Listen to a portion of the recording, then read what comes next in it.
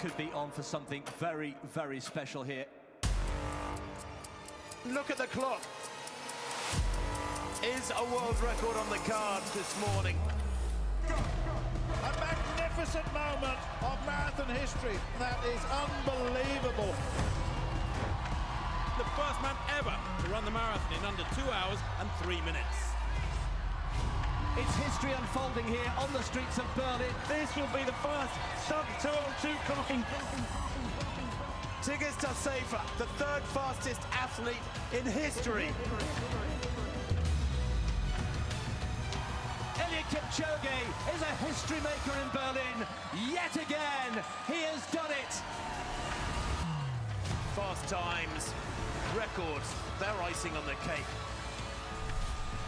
World record is very much on.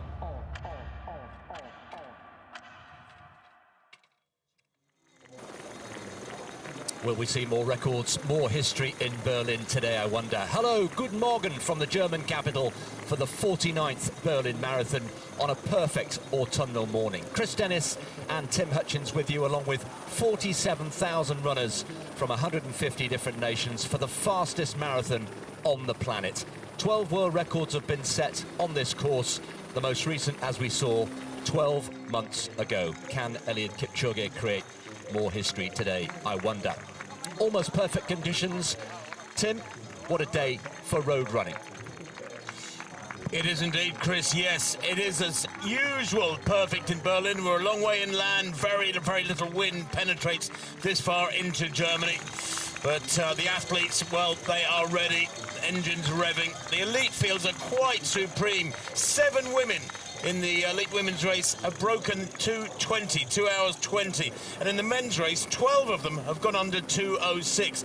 Unprecedented strength in depth for Berlin. And the numbers, Chris, quite magnificent. Over 20,000 from Germany. There are here some 47,000, almost 48,000 runners here in total. Yeah, 150 different nations. It really is a truly global international race. And, well, we're getting ready for the anniversary next year, of course. In 12 months' time, we'll be back here celebrating the 50th Berlin Marathon. But we still have the 49th to bring you. And what a sight that is from our aerial shot. We'll be bringing you every angle that we can. There is the Große Stern, and there is the man of the moment. World record, Eliud Kipchoge. Quite simply, the greatest marathon runner in history.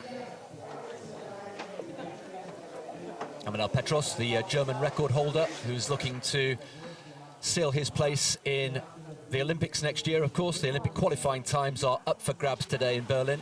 And Tigges Tasefa, we saw there looking very calm, the 29-year-old Ethiopian, the reigning champion. When the gun goes, she'll be the defending champion. Set a course record last year by 2.5 minutes of 2 hours 15:37. Little glimpse of Amos Kipruto there, who will be the main challenger to Eliud Kipchoge in the men's race.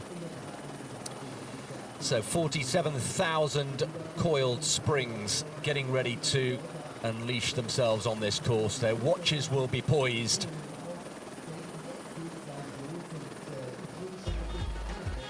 Well, 12 months ago, it was all about this man, wasn't it? Eliud Kipchoge, who was looking to improve his own world record, and he went out at a frightening pace going through the first 5K in 14:14. He went through halfway in under an hour, the first man ever to do so. Belihu, the young Ethiopian, was the only man who could stick with him, but he ran the last 17 kilometers on his own and came through 2:01:09, taking 30 seconds off his own world record, and he could not believe it.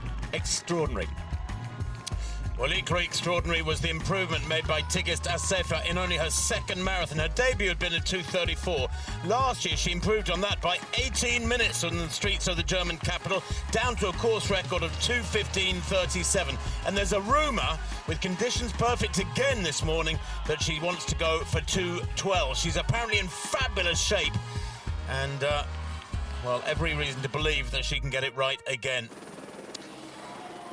Well, we shouldn't be greedy, Tim, but we could be looking perhaps at not one but 2 world records today. We shall find out. There, the split times. We'll, of course, bring you as much information as we can. Certainly all the 5K splits throughout the race. We've got so much data at our disposal, but the key number 2:01:09 for Eliud Kipchoge last year, and confirmation that those are the average speeds, by the way. He actually went through halfway in 59:51, and a rare non-negative split. Yeah, and it was an error. Apparently he'd been aiming for something like 60:40. There he is in all red, centre of the picture, Eliud Kipchoge.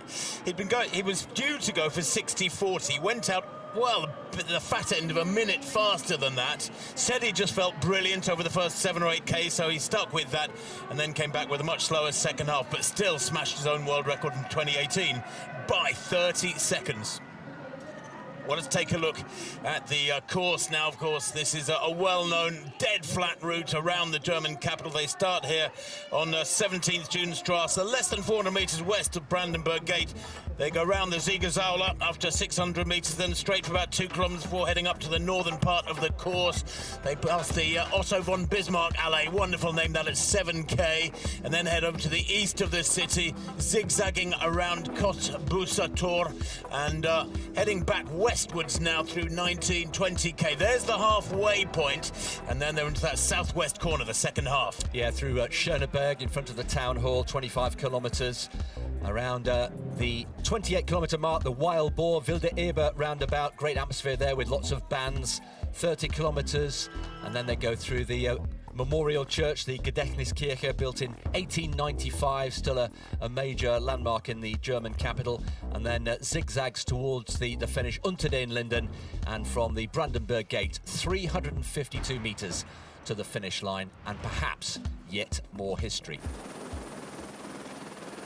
Well, there's the scene. You can see right of centre, that's the Brandenburg Gate with the columns. They will pass under that with 350 metres to go, as Chris said, and sprint towards that blue finish line. Start line down at the bottom of your picture with the first wave of athletes. As I said, almost 48,000, 47,912 runners from 156 nations for this 49th edition of the BMW Berlin Marathon. It is, of course, a World Athletics Platinum label road race, one of the Abbott World Marathon Majors, the 6th in that Majors series. They're looking to add a 7th. There is rumour of it being Sydney, but no decisions made yet.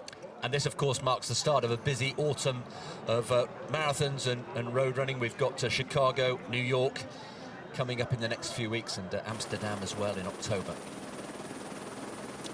The Siegersäule looking resplendent, and in a few minutes' time, that'll be surrounded by thousands and thousands of runners. The countdown to the start of the race is on. I just hope they move those 2 big yellow trucks.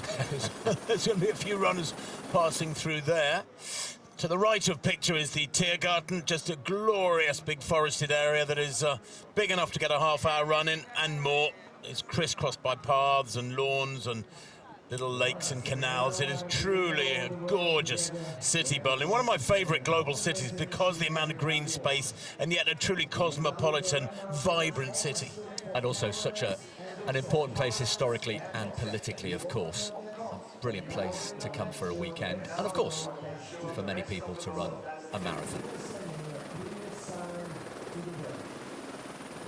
Something quite magnificent about that Siegersäule victory column to commemorate German military triumphs of years, of centuries gone by. And Chris, they do so much right here, don't they? Year after year, they just ramp it up a little bit with the presentation of that start gantry, the atmosphere, the way the music is pumped out over this last hour for the gathering athletes, the amount of information given out by the PA system. Every little detail is considered and tweaked and improved. Well, we talk about marginal gains, don't we, for the actual runners themselves, and I think there are plenty of marginal gains from Mark Milder, the race director, and his massive team who do a brilliant job. The messages of inclusivity and the carbon footprint, of course, increasingly important, as it has been for the last few years, with lots of recycling, trying to keep the carbon footprint of this event as low as possible. What's also interesting, Chris, of course, is that only last Sunday, a week ago, the track season of 2023 finished after those remarkable World Championships in Budapest back in early August. Well, the championships, the track season rather, finishing in Eugene on the second day of the Diamond League series, the Wonder Diamond League series, last Sunday, coming to a fabulous climax, perhaps the greatest ever two-day athletics meeting that, and this is a wonderful way to carry on the rhythm of great track and field athletics and road racing. Eliud Kipchoge, very much the favourite, Chris, but Kipruto and any one of those next half dozen or so names could really threaten. Yes, they could. Just to reiterate, as Tim mentioned at the top of the programme, 12 men under 2:06. Eliud Kipchoge, of course, the pick of those names, running here, looking for a 5th victory, and in the women, well, quality throughout. Yeah, Tigista Sefer, the defending champion, is the fastest, 2:15.37. As I said, 6 other women have broken 2:20. Sheila Chepkirui, well, the 32-year-old Kenyan, very experienced, 2:17 she ran in Valencia last year. Look out for Abeyachu too. She's a 2:18 marathon athlete. She was 3rd here in Berlin last year. Indeed, the winner and the 3rd and 4th places are back this year from 12 months ago. A little bit of mist, but that's probably a good thing, Chris. Keeps it cooler for the runners. Tigista Sefer, the 3rd fastest athlete in history.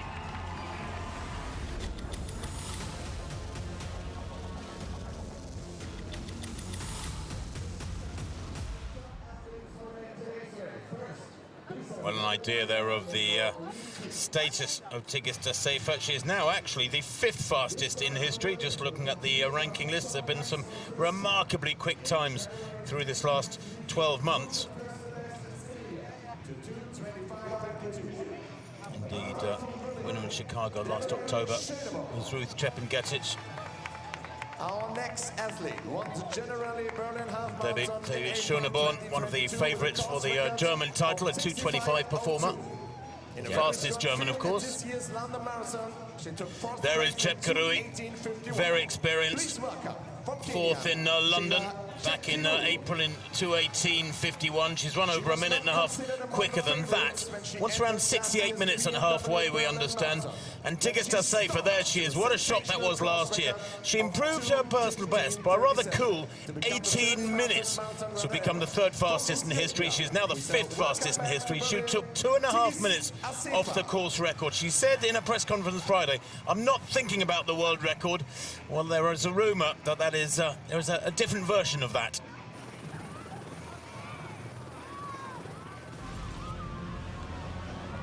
Eliud Kipchoge is a history maker in Berlin yet again.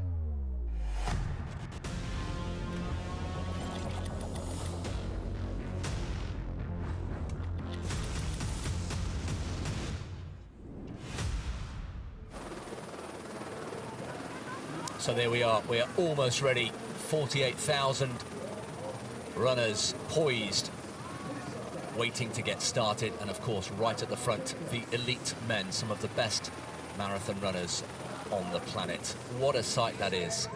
Let's introduce you to some of the key names. Amanal Petros, the German record holder, the best German marathon runner of all time, looking to improve on his 2:06.27. He says he's in 2:04 shape. We shall see. European record, by the way.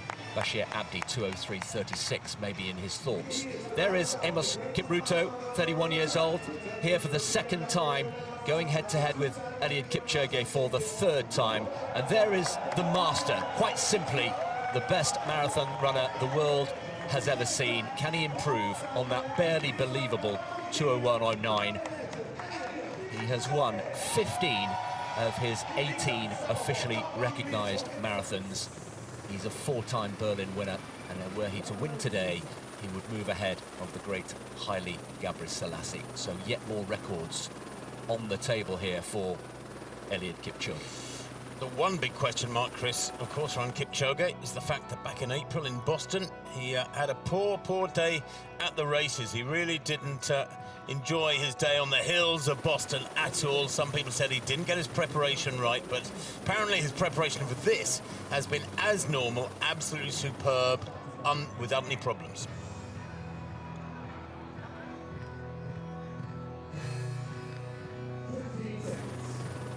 Into the last 10 seconds before the start of the 49th Berlin Marathon 2023. 3, 2, 1, go! We are underway. 48,000 runners, each with their own goals, their own objectives, their own backstories, their own reasons for running. What a sight that is. A wave of humanity unleashed on the streets of Berlin this morning. Well, I just wonder if the pacemakers will do a sound job this morning. Chris, they normally do in Berlin. It's one of those courses where it's relatively easy to get into a rhythm, but it's so flat that it almost feels downhill, I guess, when you're fresh and the adrenaline is surging from the start line. Well, a word on the pacemakers. You can see that Kipchoge, Kipchoge and Kipchoge are the three pacemakers who've been designated to Eliud Kipchoge. Also, three pacemakers for Amos Kipruto and Tim. They've been a little bit coy, haven't they? Both the leading men about what they're going to go out at. We've been given times for the groups behind them, so through 62 at halfway, but blank on our piece of paper, blank against Kipchoge and Kipruto. No, that's exactly right.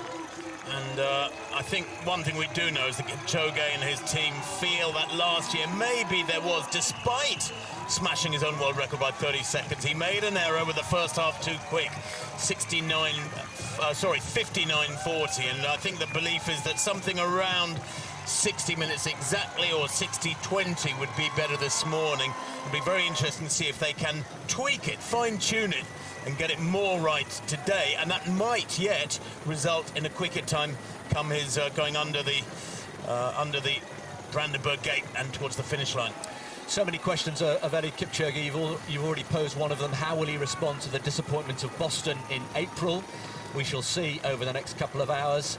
What about Paris next year? I think it's fair to say, Tim, that remains his huge motivation. Nobody has ever won 3 Olympic marathon titles in history. That motivates him. That's why he gets out of bed in the morning. And I think the feeling is that coming to Berlin and then doing a spring marathon and then going to the Olympics in Paris is the most sensible way to do 3 marathons rather than maybe New York, which previously he'd hinted he might do. So in front of the Siegersäule, and they're already into their running. 12 months ago, the first kilometre was done in 2:49, so we'll keep an eye on the clock here. But Kipchoge looks very comfortable, doesn't he, already? Don't be fooled by the serious face. He only starts smiling when it starts hurting. Is it a smile or is it a grimace? It's a useful quality to have, keep people guessing about that. The first wave of the almost 48,000 getting their day underway, the whole city abuzz with the vast numbers of runners, because of course each runner brings several people with them on average, so restaurant bookings and everything else that you might need in your pre-race day routine is oversubscribed. Chris very sensibly booked a table for our dinner last night, but yeah, there is such a buzz. It's running through this weekend in the German capital. Yeah, it is, and it's great, isn't it, when you get up in the morning, as we did this in the hotel, just people with their kit bags and getting ready. A real buzz of chatter in the hotel lobby and reception, and then you go out on the streets and everybody has got their own little story. Different languages being spoken, 150 different nations. Terrific. 2:47 through the first kilometre, so again, such early stages, but that compares to 2:49 last year. So it's breezy, Tim, and Kipchoge there, second left of picture, and then Kipruto is also in there as well. Yeah, 2:47, well, that's promising. Let me tell you that 2-hour pace is 2:50.5 per kilometre. That would mean getting to, well, 10k in 28:25 to halfway in 59, well, 59:59 obviously, and so on. But promising early start. They always get that first kilometre a little bit quicker than the average required to clear out and get away from the pack. And already, of course, it's thinning out and gaps developing and world-class runners having to watch this little lead group ease away. Centre of picture there, Kipchoge, just worth noting, a very respected pacemaker. He paced London in 2020 and also Enschede in 21 when Eliud Kipchoge won there as well. So I think has got the trust of Kipchoge, and the other two Kipchoge and Kipchoge have been assigned to the world record holder. Of course, many of the elite athletes today, in both men's and women's races, looking for Olympic qualifying times. The Olympic qualifying time is 2:08:10, but even that doesn't guarantee you a place in the Olympic Games. It is an incredibly complicated qualifying system for the Olympic Games. The road to Paris, where the top 65 are guaranteed a slot for the Games. But yeah, huge concern in many nations about exactly how you can qualify for the Paris Olympic Games squads. So we've got two groups you can see there. We've got Kipruto with Kipchoge. Korea is also in there as well. And then just a little bit further back, a group that's going to go through halfway, projected at around a 62 pace, so 2:04 pace.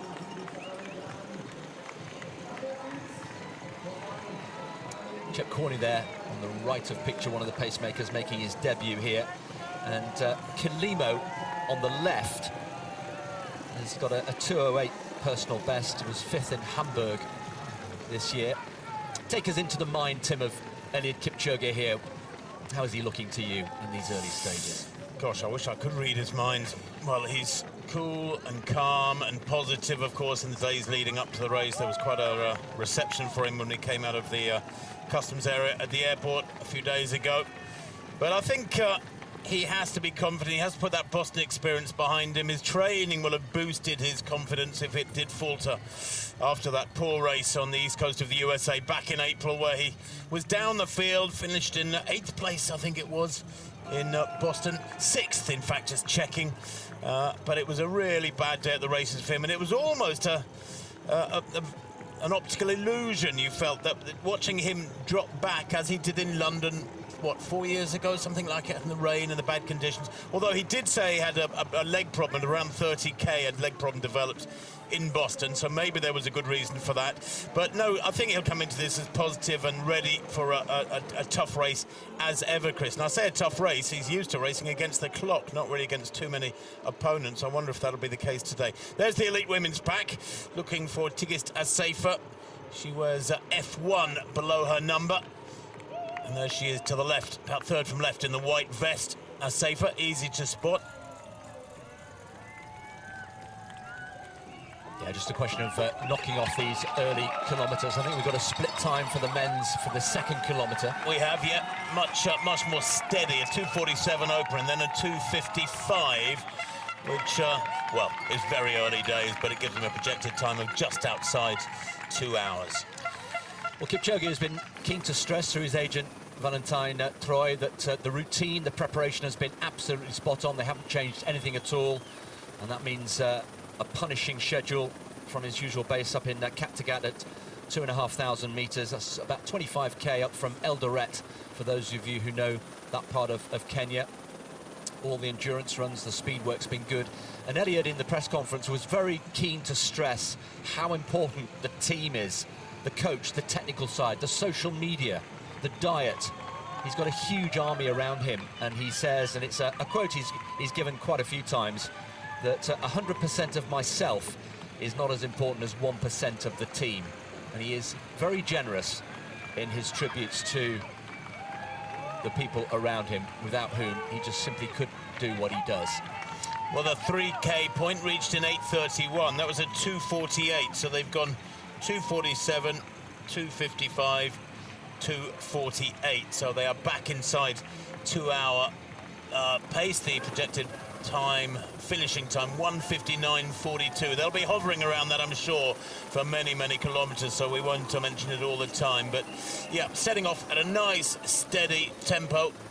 I say steady tempo, world record tempo, because we tend to get a little blasé about it, don't we, when Kipchoge's involved? We do, and we were talking last night, amongst other things, about what it's like to run at that speed. And you and I have been on treadmills in various parts of the world, and you know, I challenge anybody to get onto a treadmill and set it at 20 kilometres plus an hour and see how long you can last. It is absolutely frightening just to do it for 30 seconds or a minute, never mind for 2 hours. It really is super quick.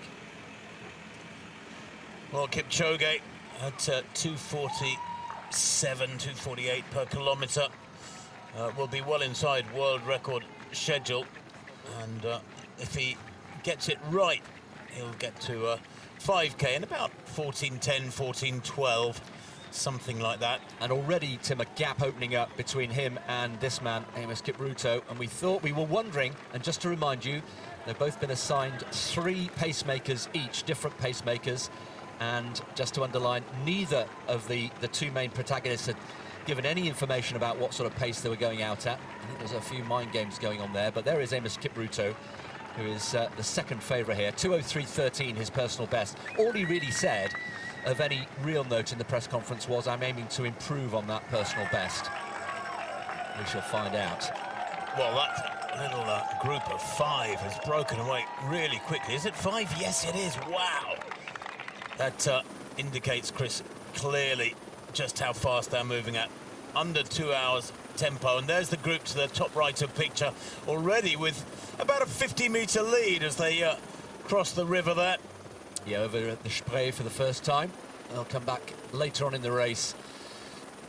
Approaching 4K, just after the river. And then on to Alt Moabit Strasse, to the northwestern corner of the route, which is basically a rather convoluted way of saying it's a clockwise course around this city, but it's not quite as simple as that. Kipchoge was asked why Berlin again rather than New York, because he'd said quite openly he wanted to try and win all 6 marathon majors. Boston, obviously, as we've mentioned, didn't go well, and I think the feeling was that he wanted to come back somewhere familiar. Yeah, he's won here 4 times, he's raced here 5 times, and he knows where he is, doesn't he? He says it's like coming home. He knows the team right from the arrival at the airport. Let's just dip in to see how Petros is getting on, the leading German. Looking good. Amanal Petros, 28 years old, with the record at 10K and half marathon and marathon. He's the fastest German in history over all those distances. But this is his debut in Berlin, and it's his hometown as well. He lives in Berlin. What an opportunity for him to get that qualifying time. Born and raised in Eritrea, fled the country as a teenager. Spends much of his year in Kenya. He's been training up in the Rift Valley with a group up there, and only came actually back to Germany just a few days ago, last Wednesday or Thursday. What's interesting, Chris, is that you saw him run in the Brussels 10,000 back on the 8th of September. So what, just 2.5 weeks ago, he ran 27:47, their personal best. Now that would ordinarily be very, very good indication that he's in fine fettle. The leg speed, the turnover is there, and the strength is there. But I just wonder if that wasn't a bit too close to this. You don't get too many elite marathon runners doing a 10,000 a couple of weeks before. No, that's right. Yeah, it was a little bit odd, but it was a great night in Brussels that evening on in the 10,000 metres. Meanwhile, Kipchoge has got his foot on the gas here. He really means business. And I wonder whether there's going to be, for him, a reaction. He wants to get that frustration of Boston out of his system. Totally different course, of course, Tim, with all the hills. And yeah, he was a little bit irritated, I think, when somebody suggested, had he shown the Boston course enough respect? Because he went off very quickly, and did he really die on the hills in the latter stages? Well, and many people said, look, he didn't, in that respect would have manifested itself by doing some adjustments in training, and apparently didn't adjust his training to accommodate those hills. Perhaps he felt that he does enough hill work as it is in his workouts. By the way, his 4th kilometre was at 2:50. That is exactly on 2-hour tempo, so they're still on schedule for under 2 hours at the moment. Approaching 5K, as you can see, bottom left of screen, and all looking good so far, touch wood. Yes, and just to remind you, we will refer back to what happened here last year, which I hope you find is useful as a comparison, and we don't want to bombard you with too many numbers, but 14:14, look at the clock on the bottom of the picture. 14:14 is what he went through at 5 kilometres last year, and it's just inside. We'll wait for confirmation of that, but it looks very close, Tim, to the 14:14 of 12 months ago. Yeah. 5K 14:11. There you go. It was a 2:50 again, so metronomic running from Kipchoge, and the pacemakers so far doing a great job. All credit to them. They've got Act 1 right. Well, that's the first big tick. That's the first milestone ticked off. So just to confirm, at the moment, early stages, he's running inside 2-hour pace, and it's worth remembering that 12 months ago He was actually inside 2 hours, Tim, from memory, up until about 25k last year. I think it was only just after 25 that he drifted outside the 2 hour mark. Yeah, no, that's exactly right. Yeah, just after 25k. By the way, Kindi is Dursek Kindi, the 24-year-old Ethiopian. He has a best of 2:08. That was in Barcelona last year. I think he's maybe a little optimistic, going out at a tempo that is about 9 minutes quicker than his personal best, but who knows, perhaps it'll be one of those great Berlin surprises. And that's Kipchoge, who's looking pretty comfortable. They're loping along in the second group. Kipchoge there, bottom right of that quintet. Such a familiar, bouncy style he's got. Let's not forget how long he's been around. 2003, 20 years ago, okay? He sprinted in the Paris World Championships on the track to win the world title at 5,000 metres. And rather coolly, he beat a certain Kenenisa Bekele. He beat Hicham El Garouj in that 5,000. He has got fantastic speed. Kipchoge, second to left there. Let's not forget, the fella's a 350 miler. Yeah. And that is the old Shutek. And talking of range, leads us nicely onto Sefa, an 800-metre runner, the only woman to have run sub 2 minutes for 800 and a sub 220 marathon. I know, I can't believe that. I mean, you look at Sefa's CV, the reigning champion. There she is in the white vest. She ran 1:59 back in 2014. She was a fabulous junior track runner. She ran 54 and bits for 400 metres. And then re-emerged, never really got to grips with 1,500 or 5,000 on the track, re-emerged as a marathon runner. She's run a pretty solid half marathon. In fact, last year she ran 3 half marathon races and she won them all. Not super fast, but winning's a lovely habit. And it's just to put into context for those people who follow track and field throughout the season, it's really like Athing Mo or Keely Hodgkinson or Mary Morar in the next few years going on to run a sub 220 marathon. I mean, that's what we're talking about. Unbelievable. The women, by the way, this lead winning pack have gone through 5k in 15:59. That was a 3:12, their 5th kilometre. They've gone 3:12, 3:11, 3:14, 3:10, 3:12 for 15:59. And 15:59 at 5k, well, that puts them on almost exactly 2 hours 15-minute tempo. So they're pretty much on schedule to hit that course record from last year, maybe go a little bit under it. Well, that would be spectacular. It was one of the stories of last year, rather eclipsed from Sefa by what Eliud Kipchoge did, but don't underestimate how significant that run was, and it came out of nowhere. You know, we've talked about Paula Radcliffe's 2:15.25, didn't we, for so many years, and she was only just outside that time. The 6th kilometre, Chris, nothing to worry about, I don't think, but after a 2:48 the 3rd kilometre, then a couple of 2:50s, they've gone 2:53 to get to 6k in 17:04. That's the slowest kilometre so far. But more measured, and that's the view that the likes of Kipruto have got of Eliud Kipchoge. And, well, he's got his own pacemakers. He's given them his instructions. They're at 6.5k at the moment. They're on a little dip to the north of the course along Otto von Bismarck Alley. I just love that. That's a road name. Indeed, so much of Berlin has got these wonderful, the street names are just sort of echoing history. And as you mentioned earlier, Chris, the city is steeped in a rich and, well, glorified and somewhat negative history in many respects if you go back to the early part of the, or the middle part of the 20th century. But there are the leading men's splits, as you can say, 5k, 14:11 world record tempo. If it was steady tempo, it would be 14:21. So 10 seconds inside world record tempo through the first 5k. Yeah, at the moment the world record is on, but as we've seen so many times over the years in Berlin and in other cities, things can change very rapidly. The racing really only starts after 30 kilometres. So that's the view we have this morning on a cool, overcast but almost perfect autumnal day for road running. The Reichstag there, left of picture with the German flags just wafting in the breeze. There's almost no wind at all. The Fernsehturm as well, which is another feature of this wonderful city in former East Germany, of course, approaching 7 kilometres. That's the old TV tower we saw just then, built by the East Germans, allegedly, so that they could peer over the wall and look down on West Berlin. Not quite why they had to build something quite so tall, quite so grand, and it wasn't exactly subtle, but probably did the job for what it was worth.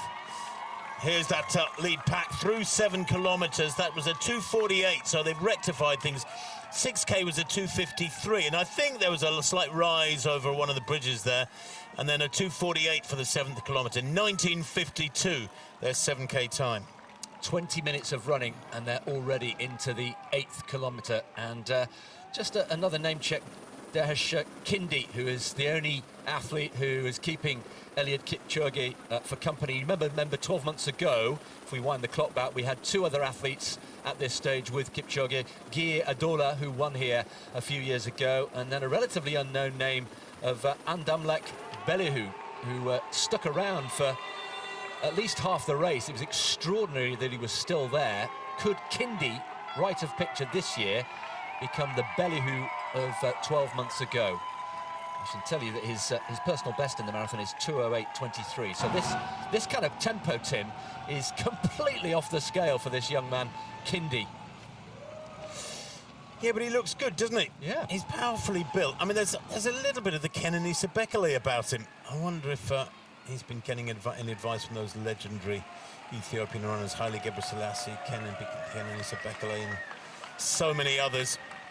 It's wonderful, isn't it, when you've got recent great champions, world record holders, medalists, gold medalists at Olympics and Worlds, as compatriots who live in the same city as you, because all the top Ethiopian runners live in Addis Ababa, but there's almost just pretty much no exception. You've just got those mentors locally that you can have access to almost on a daily basis. Yeah, and the team spirit is not to be underestimated. Kipchoge then into his running. Let's just remind you, he's running here for the 6th time. 2013 was his debut. That's exactly 10 years ago, and he came second. His only defeat, beaten by Wilson Kipsang, who went on to break the world record. We saw that in the opening titles of the programme. And since then, he won in 2015, 2017, world record in 2018, and then last year again, 2022. And Tim, we were talking, weren't we, about the sole of the shoe coming off. Do you remember that year when he won despite the insole coming out? Of both his shoes, yeah, and they were flapping around. We were all trying to figure what was going on during the live race, and it didn't really seem to affect him very much at all. He went on to win again. He's won 15 of his 18 marathons. And what I love about Kipchoge, they're second to left in their white top and red shorts, he is the complete runner, Chris. You know, he won the World Junior Cross-Country title just to give himself credentials in that particular discipline. You look at his track form, 12:46 for 5,000, 26:49 for 10,000. He's amongst the quickest ever at those long distances on the track. He has this incredible range. I think nobody would argue that he's the greatest marathon runner in history. I don't think there's anybody else who can hold a candle. But when we widen that, Tim, to the greatest long-distance runner of all time, then you have to bring in Haile and Bekele as well. Do you think he's still... Well, I think objectively you can make a very strong argument saying Kenenisa Bekele is the greatest ever. You look at all his dozens of world cross-country titles. I mean, it's ridiculous how many individual titles, team titles he's got, and then Olympic golds and world championship golds, and he's a 3:32 1500-meter runner as well. So he's can lay a strong claim to that title. Here's that lead women's pack. It's a huge pack, isn't it? You get a lot of very good national standard male runners, of course, sticking to the women's elite pack because they know they're going to have pacemakers, taking them round at about 2:14, 2:15 tempo. So national standard male runners latch onto that and utilise those pacemakers, and why shouldn't they? There's the splits through 6K. Course record pace 19:17, and there's 7 seconds inside that at 6K in the women's race. They've gone through 7K with a 3:11. Their last couple of kilometres, the 10th kilometre, the 6th kilometre 3:10, the 7th kilometre 3:11. So again, great job being done by the pacemakers there. Gobena looking very, very relaxed. In fact, loping along, head and shoulders above most of that pack. Gobena and Koech to the left there.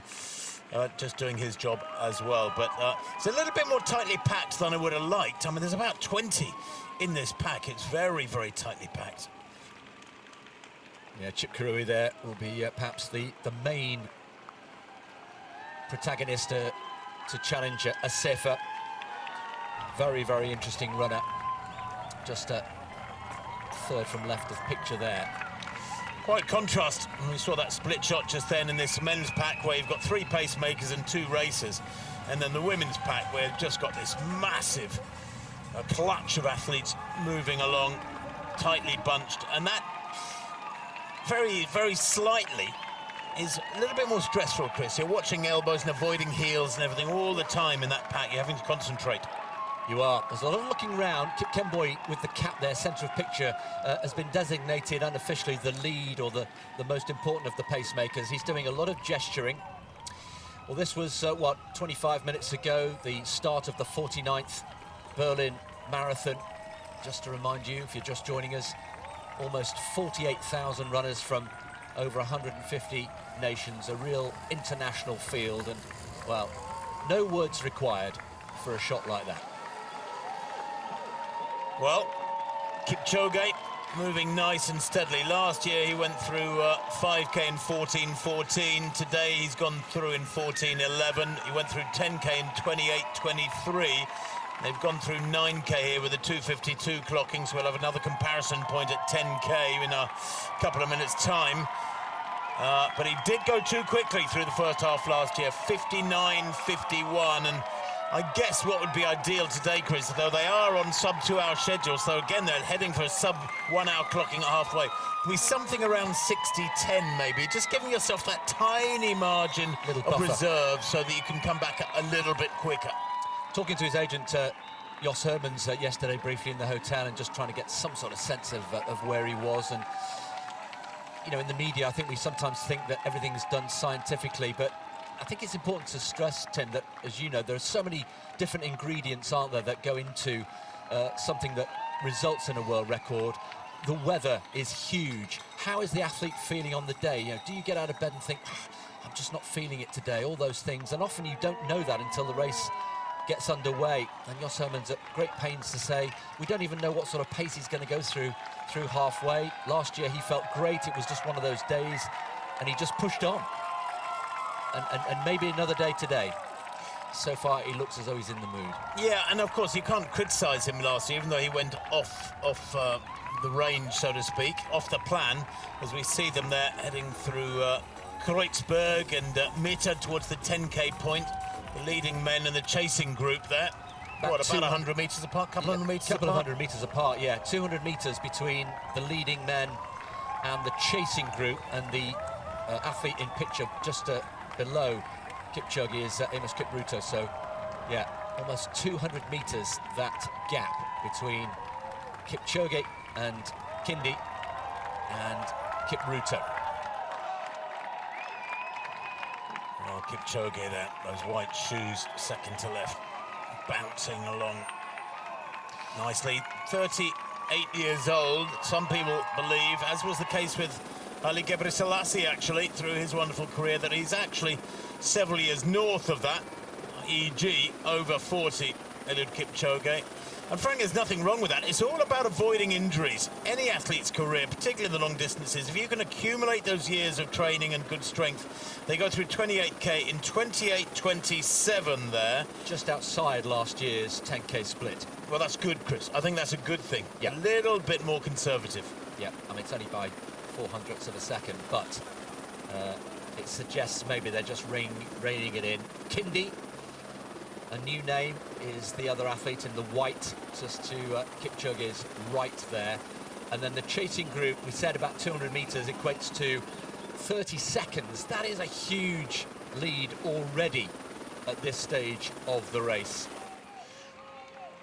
Well, Kindi is a bit of a mystery man. He has just run a couple of marathons. I'm just looking, in fact, a couple of half marathons.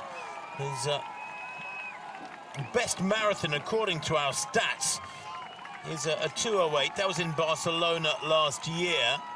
But there's different spellings of his name. If you try and look him up, you'll struggle. He's run a 59 half marathon as well. That too was in Barcelona last year. He's run a 62-minute half marathon in Hawassa, up in Ethiopia at high altitude, so that in itself is a bit of an eye-opener. 62 minutes in Ethiopia, wow.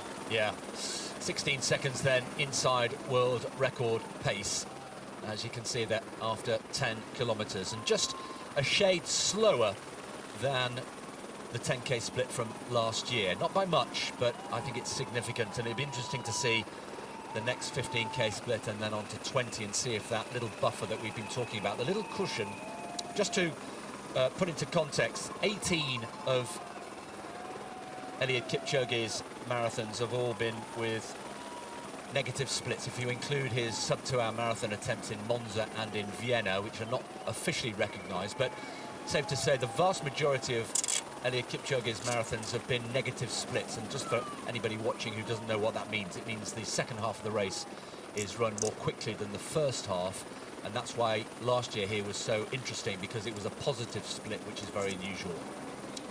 Amadeus Petros, the German number one, fourth from left of picture, the tall figure in the white vest there, is looking good. I'll try and bring you a 10-kilometre split time for him.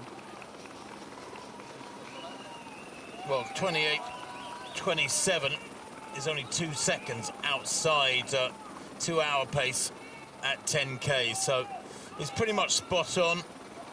And last year, well, he went through 10k in 28.23, so 4 seconds slower at 10k. Now, these might seem like tiny margins, 4 seconds over nearly half an hour, but actually you're dealing with Formula One cars here that are where every tiny 10,000th of a fraction is weighed up and measured very, very carefully. You're at the absolute redlining element or stage of endurance performance, and he has to get it right here. Kipchoge there. Yeah, talking of redlining, we just got a glimpse there of the blue line, which is painted on the road surface. That's the shortest line, the official line, and they'll try and keep as close to that blue line as they can. So the three pacemakers with Kipchoge in the cap, the man in charge, doing lots of directing, is doing a fine job here. This is the chasing group, about 30 seconds behind, around 200 meters. And then Amadeus Petros there, further back, with one or two other athletes for company. And just to remind you, his goal today, trying to get through in around 2:04. That would be comfortably inside the Olympic qualifying time. There, the lead woman, Asefa, tucked in, and plenty of the other top females alongside her, or around her, I should say. Sheila Chepkirui, you can see in the black beyond her, 31.45 at 10k, the lead women. Well, let me tell you that when the world record, or rather she set a course record here last year, she went through 10k in 32.25. So she is 40 seconds quicker at 10k than last year is Asefa. She got to halfway last year in 68.12. She's on schedule to go through halfway in, well, about a minute and a half quicker than that at the moment. She is really shifting along with this big women's pack. And Chris, interesting, isn't it, that so many of these women are with her, and she's running at about 2:14 tempo, actually pretty much world record tempo. Yes, and just to remind you of that world record, 2:14.04, Bridget Kosgei set in Chicago in 2019, and then, as Tim mentioned earlier on, we've had two performances in the last 12 months just outside that 2:14.18, Ruth Chepngetich in Chicago, and Amani Beriso, 2:14.58. So the third fastest time in history set by Asefa here 12 months ago is now only the fifth fastest time. It's still brilliant, but she's on for something better than that so far. And looking comfortable, looking really comfortable. Well, I'm just looking at Bridget Kosgei. She went through 10k in 31.28 when she set her world record. She blasted through the first half in Chicago 2019. 31.28. They've gone through here in 31.45. A more measured first 10k indeed. Bridget Kosgei went through halfway in 66.59 in Chicago 4 years ago. I don't think we're going to see a sub-67 first half here unless they go berserk in this second 10k segment. But it's probably more measured and more sensible running, I think. So we shall see. Of course, Guy, when she broke the world record, smashed the world record by 81 seconds back in 2019, Chris.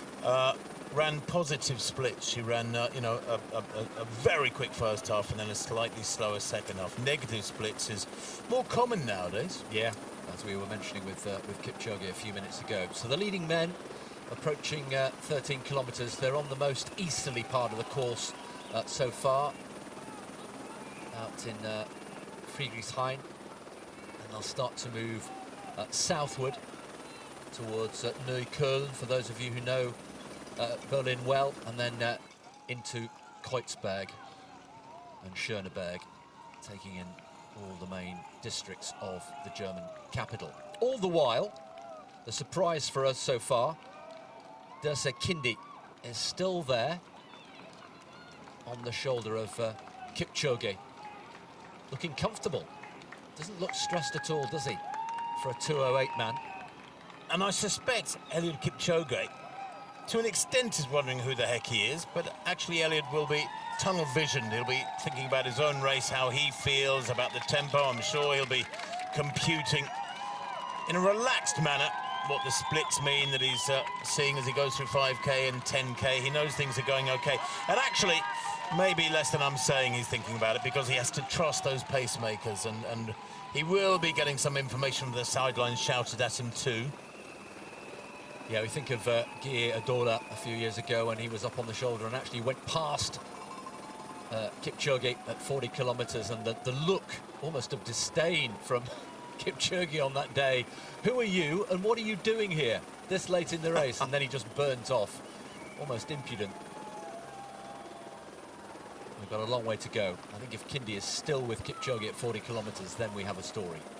Over the Spree again for the second time, approaching 13 kilometres, and they are knocking out metronomic 250, 251, that sort of kilometre time and time again.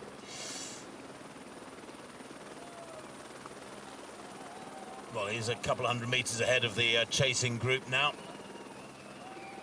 Is Kipchoge. Just looking up Kindi, as he's gotten his number, by the way. There's another version of his name, Cassie Dirce, 24 years old. He's run a couple of marathons. He actually debuted in Hamburg back in 2021. He was 5th in 2:17, and then he won San Sebastian that same year in 2:12.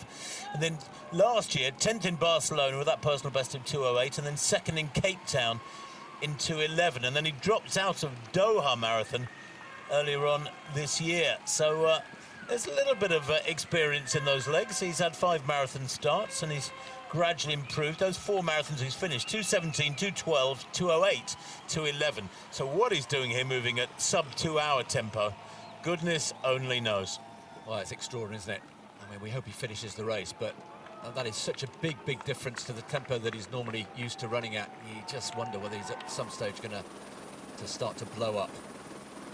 The chasing group getting further away, now 300 metres behind this leading group.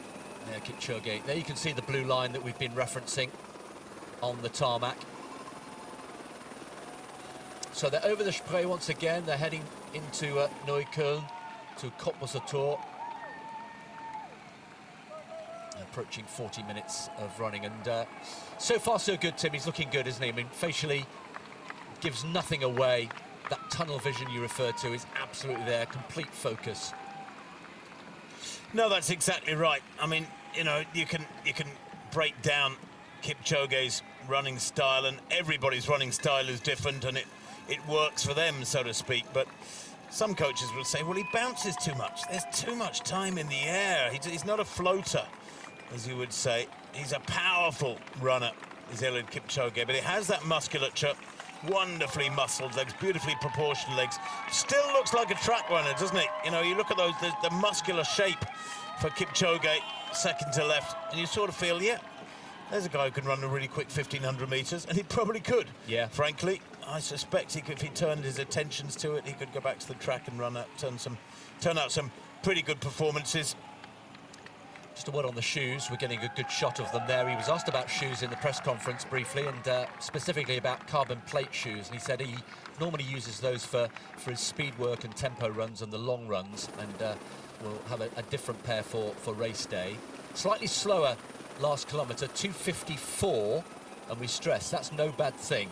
We're quietly trying to just hope that he comes in halfway in something more sensible than last year. Just to remind you, that was 59:51.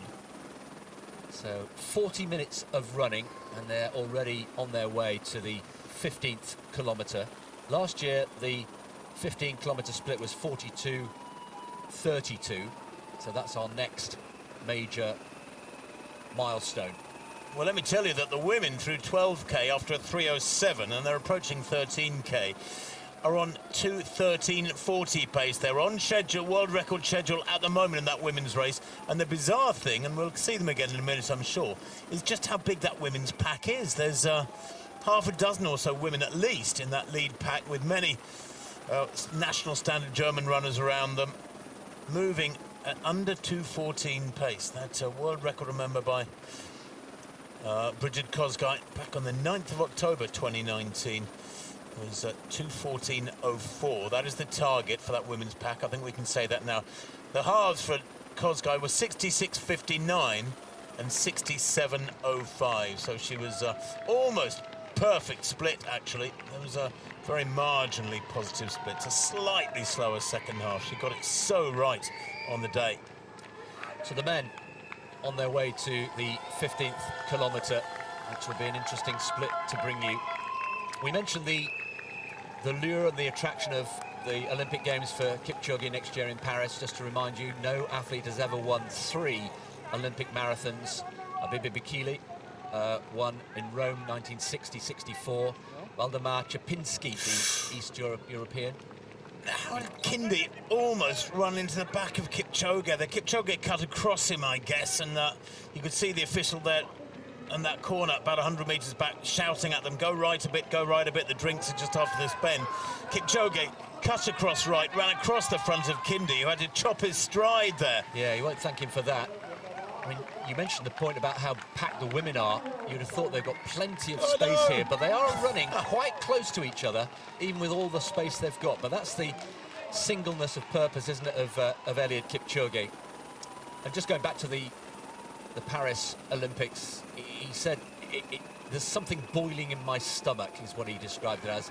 That desire to get into the history books and become the first marathon runner to win 3 Olympic titles. Extraordinary achievement that would be. And this, I think, Tim, will give us some sort of indication post-Boston as to kind of what shape he's in at the moment. There we are, 42.45, Chris, at 15k.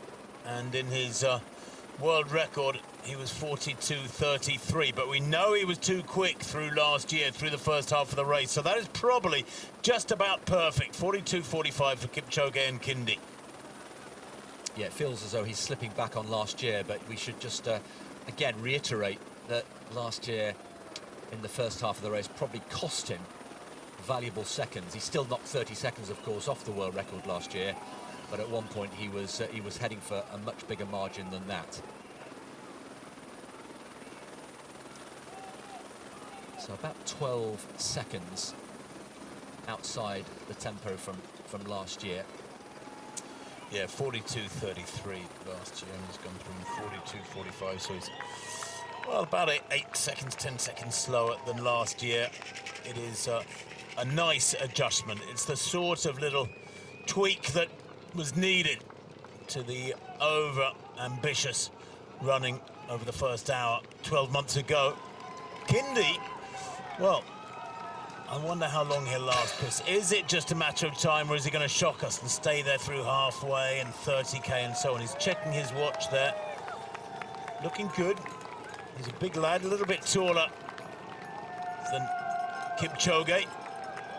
Kipchoge is surprisingly short. He's only 5'6", 5'7". His fighting weight is around 52 kilos. I mean, that's pretty light.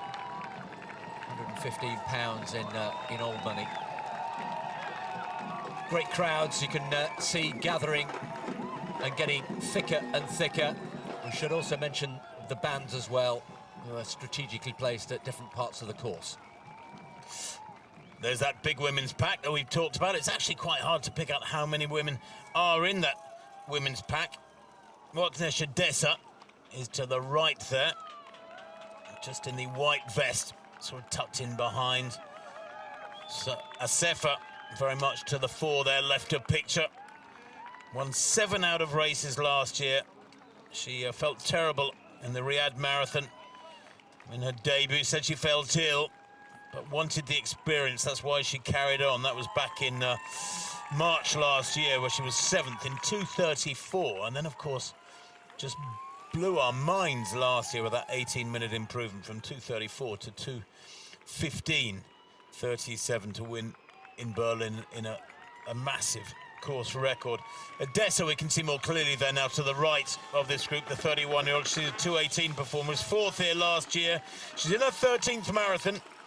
Plenty of experience, and she's actually running her 3rd marathon of this year. She was 4th in Tokyo in 2:20 back in early March, and then she won Prague back in May, the Prague Marathon in the glorious Czech capital in 2:20. Funnily enough, she's one of those athletes who is absolutely focused on the marathon distance at Desa. She doesn't run half marathons generally. Her personal best in a half marathon is only 72 minutes. Well, clearly with a personal best of 2:18, she's run quicker than that in several marathons, but that was back in 2015. She's only broken 2:20 the once though, Chris, and yet here she is at world record tempo, just inside 2:14 tempo at Desa. Yeah, looking very, very comfortable indeed. I'd say we've got about 7 or 8 of the elite women all together. It's quite a bunch, and of course we've got male pacemakers also in the mix there. It's a very different scene, isn't it, at the start of at the head of the women's race than at the men's. But Asefa there, very nice, easy style, slightly forward leaning. Always that jostling for positions around the drink stations. Asefa and Desa and getting there is okay, I think. Sorry to cut in. We've seen it done wrongly so many times, haven't we? So many big athletes. You think like someone like Mo Farah, who made the transition from track to road and took a long time to get the technique right, to get the drinks correctly. Love that, Chris. To the left of picture, Asefa grabs a drink and then passes it to one of her pacemakers. Kebru, the racer, helping out the pacemaker. There's a new one. Yeah. Like a snack, maybe a banana? She wants to be able to ensure that he does as good a job as possible for her. The gesture from her will be returned with interest, I suspect, over this next hour or so. 15K, 47.26. Now, 2:14 tempo would be 47.37, so they're 10 seconds inside. So they're about 11 seconds inside world record average tempo at the moment. Her splits here last year, her 15K split was 48.43. And she has just gone through, let me remind you, through 15K in 47.27. So she is, wow, way ahead of last year's schedule. She's over a minute quicker than last year at 15K. Incredible. Well, at the moment, we are looking for not 1 but 2 world records still on the table here. There's confirmation of the women, so 13 seconds inside world record pace. And we already know that Eliud Kipchoge is also inside world record pace, his own world record set here 12 months ago, 2:01.09. Just looking at the splits that Bridget Kosgei ran when she set her current world record 4 years ago. Remember, today they've just gone through in 47.27. Kosgei in her world record, 47.26. Oh. You couldn't script it, could you? Unbelievable. Almost identical to within 1 second of each other at 15K after 47 minutes of running. A breakaway here. Asefa and Desa have opened up some daylight, Tim. Yeah, they have, and that big pack, well, it seemed like that drink station a couple of minutes ago is what really broke it up. That so often happens. You quite often see packs break up around the drink station, a little bit of chaos as athletes jostle for position, try to get their bottles, and then things gradually concertina and they come back together in the following 2 or 3 minutes. But this, I'd like to see the camera pull back so we can see the main group behind these athletes. There we go. There is a gap, and a significant gap, back to the chasing pack. So we now have a breakaway. You're right, Chris. Asefa and Edessa. Asefa in uncharted territory, albeit only a minute or so, maybe a couple of minutes quicker than last year. But Edessa, well, her personal best when she was fourth here last year, a long way behind Asefa, is 2:18.51. So she's running about 5 minutes quicker than she's ever run before. And that is a big chunk. She's going to get to halfway, some 2.5 minutes faster than she's ever been to. It's the Berlin effect, Tim. It does it to you, doesn't it? It does strange things. Pancake flat, perfect weather. Okay, you know, the sun's not out, but they don't want the sun out. It could rise, by the way, to about 20 degrees later today, but that'll be after the elite runners have long finished. And then you have to feel for the 47,000 plus runners behind them, because they will be running in completely different conditions. But for the elite, they can probably get home and hosed in optimum conditions. Women through 16k. Men through 17k with a 2:52. The 16th kilometre was a 2:48. So, and the 15th kilometre 2:54. So a few little shifts up and down in tempo. But 17k with a 2:52, and that 15k split for the member 42.44. And if they were on 2-hour pace, they'd be on 42.37. So he was 7 seconds outside 2-hour tempo at 15k, Eliud Kipchoge. And I think that's a good thing. I think that's just about perfect. It'll make him 10 or 12 seconds outside 2-hour tempo at halfway. In other words, 60-10, 60-15, something around there. And then hopefully he'll have the reserves to come back with a negative split. Could we see, Chris? I mean, we're talking about it sort of in roundabout way.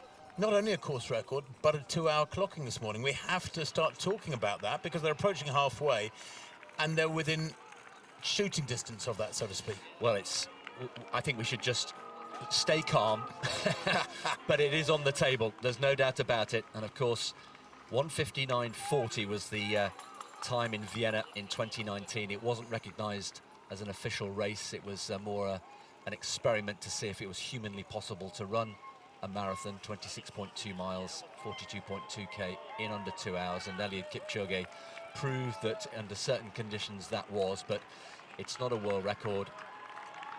Well, Chris, I'm not sure why, but that 16th kilometre after 15k and 47.27, pretty much on exactly the same schedule as the virtual Bridget Kosgei, who could be running alongside them at 15k. The 16th kilometre at 2:59 for the women.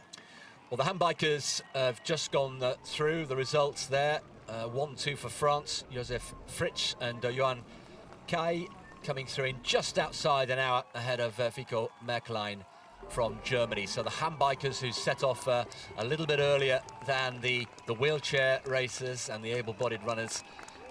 And that's a great result for the men. A France 1-2 coming over the finish line just a few minutes ago. Well, a gap appearing now back to Edessa.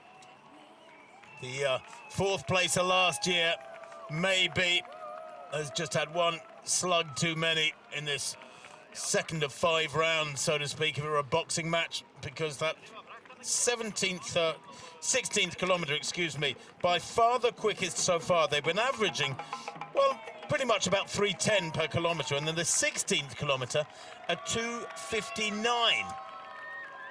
So incredibly quick for the women's just after 15k. And Asefa maybe wanted this. Maybe she wanted just ease away and be able to relax, not worry about opposition, about her race so much as her own performance. And that's a critical difference.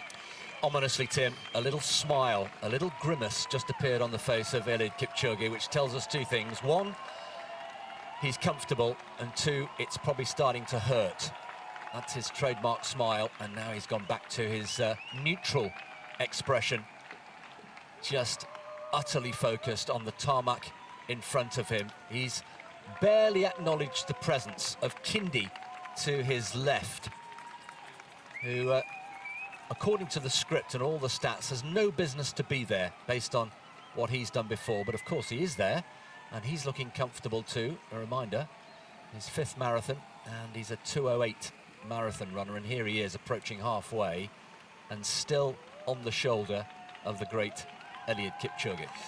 Just a word of warning, Chris, the 18th kilometre for Kipchoge, 2:56. That's the slowest of the race so far. And the 19th kilometre has just come through at 2:54. So, he's been running, I mean, the 8th kilometres are 2:51 and then a 2:52, 2:50. He's been averaging about 2:50, 2:51. His last 3 kilometre splits, 2:52, 2:56, 2:54. There's been a little bit of a slowing this last 3K. We'll watch that. They're coming up to 20K, as you can see, bottom left of the screen, and then the halfway split will be hugely significant. Yeah, 56.44, incidentally, was the 20K split last year, 12 months ago. Apologies if you're being bombarded and assaulted by lots of numbers here, but I think when, as Tim said, when you're watching an event where marginal gains are so important, you can read into how this race may unfold by the figures that we're bringing you. Well, they have now gone through 19 kilometres. As I said, that was a 2:54. Kipchoge focused on the road ahead. Kindi to the right there in the white vest and red shorts, tucked in behind Kipchoge, hanging in there, and he's going to go through halfway in just outside 60 minutes, I think, and he looks superb. Now, he has run under 60 minutes for a half marathon, so he is a class performer, is Kindi, but there is still an element of mystery around this fella whose best is outside 2:08, and he's operating at a tempo about 8 minutes quicker than that. Incredible. Incredible that he's still there. So in 2018, Kipchoge went through halfway in 61:06, and last year 59:51. So we'll keep an eye on that. We're now looking at, what, about 400 meters, almost exactly, between the leading men, Kipchoge and Kindi, and the chasing group, which includes, and we haven't spoken, Tim, about him for a little while now, Amos Kipruto, there he is, who's a 2:03.13 performer, but now 400 meters behind, approaching halfway. And that's a big chunk of time, isn't it? What, about 70 seconds, something like that? I mean, well over a minute. Of course, things can change dramatically if there's any further slowing from Kipchoge. And if there is that information reaches the chasing pack, they may up their tempo. There's 20K. Yeah, 2:57 that last, so that is the slowest of the race so far. 57:12 through 20 kilometres, and that compares to 56:44 last year. So we're looking at what, nearly 30 seconds slower than last year. But as we've been repeating throughout the morning, that is no bad thing. It's much more measured. No, if they went through 20K at 2:01 tempo exactly, and remember that would still be a world record, it'd be 57:20, and they've gone through in 57:11, 57:12. So there it is, 57:11, the leading men, still in 13 seconds inside world record tempo. So let's not get too pessimistic. Just because these last 3 or 4 kilometre splits have been slowing marginally, the halfway split will be mighty significant. But Eliud Kipchoge still looking fine, Chris, and I think it's probably a good thing that he's got Kindi there with him. Yeah, it's no bad thing at all. And just to put that into context, if he were to maintain this tempo through the second half of the race and improve it, we could be looking, Tim, at the first sub-2 2:01 marathon in history. I think going sub-2 hours would be hugely optimistic today. It's not impossible, but so far we're looking at something inside world record pace, and we could be commentating in about an hour's time on the first race under 2 hours 1 minute. Approaching halfway.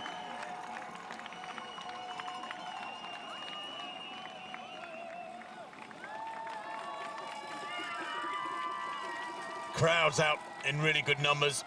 Funny, isn't it? Because yesterday was a gloriously sunny day. It wasn't hot, but it was a lovely sunny day around the city, probably about 20, 21 degrees.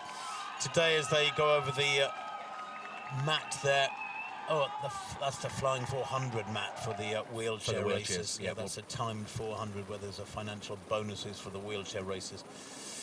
So they're a little way away yet from the 21K mark, and then, of course, about 100 metres later, the the halfway point. But Chris, I wonder whether Kipchoge has it in his legs today, once the pacemakers drop out, to go a second half in under 60 minutes. And just to remind you, last year, 17 kilometres he ran last year on his own. The last 17K, he was literally just on his own, no pacemakers and no other athletes around him. And that takes some doing and come inside a world record. So 21.1, remember, kilometres is the halfway point, so we're approaching that. That's a 2:53, so they've quickened up a little bit in that latest kilometre. And this will tell us. So we're outside the 1 hour mark. The clock, the live clock, right of picture. So already it's slower than last year. The question is, by how much? There we are, 60:22 at halfway. I think that's just about perfect. I think his management team, his coach Patrick Sang, who incidentally has lost a lot of weight. He's doing a lot of running these days, apparently. I don't think it's a comeback, but he's lost a lot of weight. I think they will be delighted with that. That is pretty much spot on. If he can get to halfway, feeling good, close to sub 2 hour tempo, you know, he's well inside world record tempo. Let's not forget that. So we're talking about two different things here. The world record, and he's way inside his schedule for that. And then 2 hours is the great holy grail, isn't it? Do you think, Chris? Absolutely, yeah. I mean, at the moment we're still somewhere between those two historic landmarks. The world record is on, and there's an outside chance maybe of a sub 2. Let's not get greedy. There's the chasing group then approaching the halfway stage, and they are just over a minute, Tim, behind Kipchoge and Kindi. Yeah, that's what we thought. That's a big chunk of time, isn't it? Tadeu Abate there with that sort of headband, that headscarf at the back of that chasing group, the 26-year-old. He's a 2:05 athlete, but he was 6th in Tokyo back in March this year in that 2:05. But he is well over a minute behind this little lead group, and that's a big statement about just how quickly they are shifting. So into the second half then of the 49th Berlin Marathon. Here's how it started a little over an hour ago.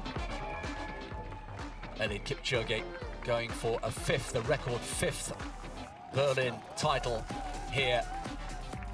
And so much quality behind, including Amos Kipruto.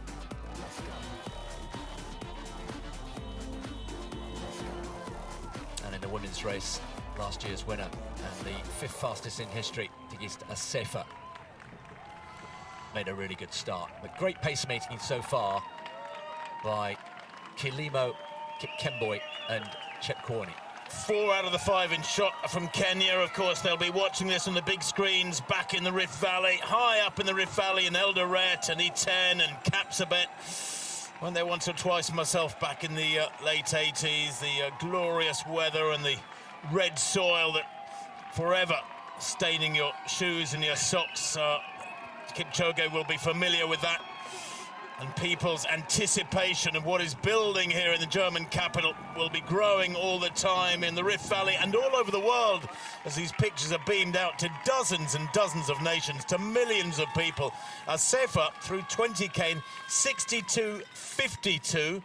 And let me tell you that when she set her world record, Brigid Kosgei went through 20K in 63:27. So she's about 30 seconds up, Assefa, on the split of Brigid Kosgei when she set her world record 4 years ago in Chicago. And indeed, she's well inside world record schedule. She's looking very good as well, looking effortless. The really economic arm carriage with the thumbs pointed upwards, you'll notice, straight up to the skies. Tucked in, not wasting any energy at all, really good cadence. And from that shot, she looks as though she's barely breathing, but she is moving. And there we are, 41 seconds inside world record. And could she even eclipse that brilliant performance here last year when she really came out of nowhere to smash her personal best? So she's on her way, and she has clear daylight now over Odessa in second place.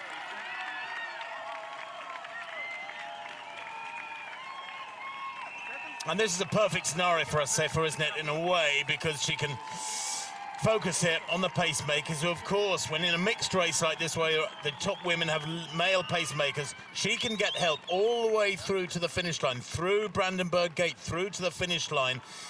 And that is such a big advantage. The lead men do not get that. You usually get somebody close to world record pace, whether they're running 2-1, 2-3, 2-5. They're on their own in the latter stages. They don't have any help. No male pacemakers can pace through 42k. And if you're Bridget Kosgei watching wherever she is, how is she feeling? I don't know if Bridget Kosgei is watching, chewing her nails or clapping this marvellous running from Tigist Asefa on. But the 29-year-old here at the moment is matching the sort of virtual figure of Bridget Kosgei, the ghost of Bridget Kosgei alongside her, if you could picture her here, almost stride for stride. 20k, remember, here today. She's gone through in 62.53, and Kosgei was 63.27. So she's actually, well, probably about 150 metres ahead of the virtual Bridget Kosgei of 2019. Well, this is building, this is simmering nicely on the streets of Berlin. We could have two very special performances. We've also, of course, going to bring you the finish of the wheelchair events in a little while. The world's best in action here on the streets of Berlin. And the conditions continue to be excellent. There you can see, we got a glimpse there of the lead car and the information that's given,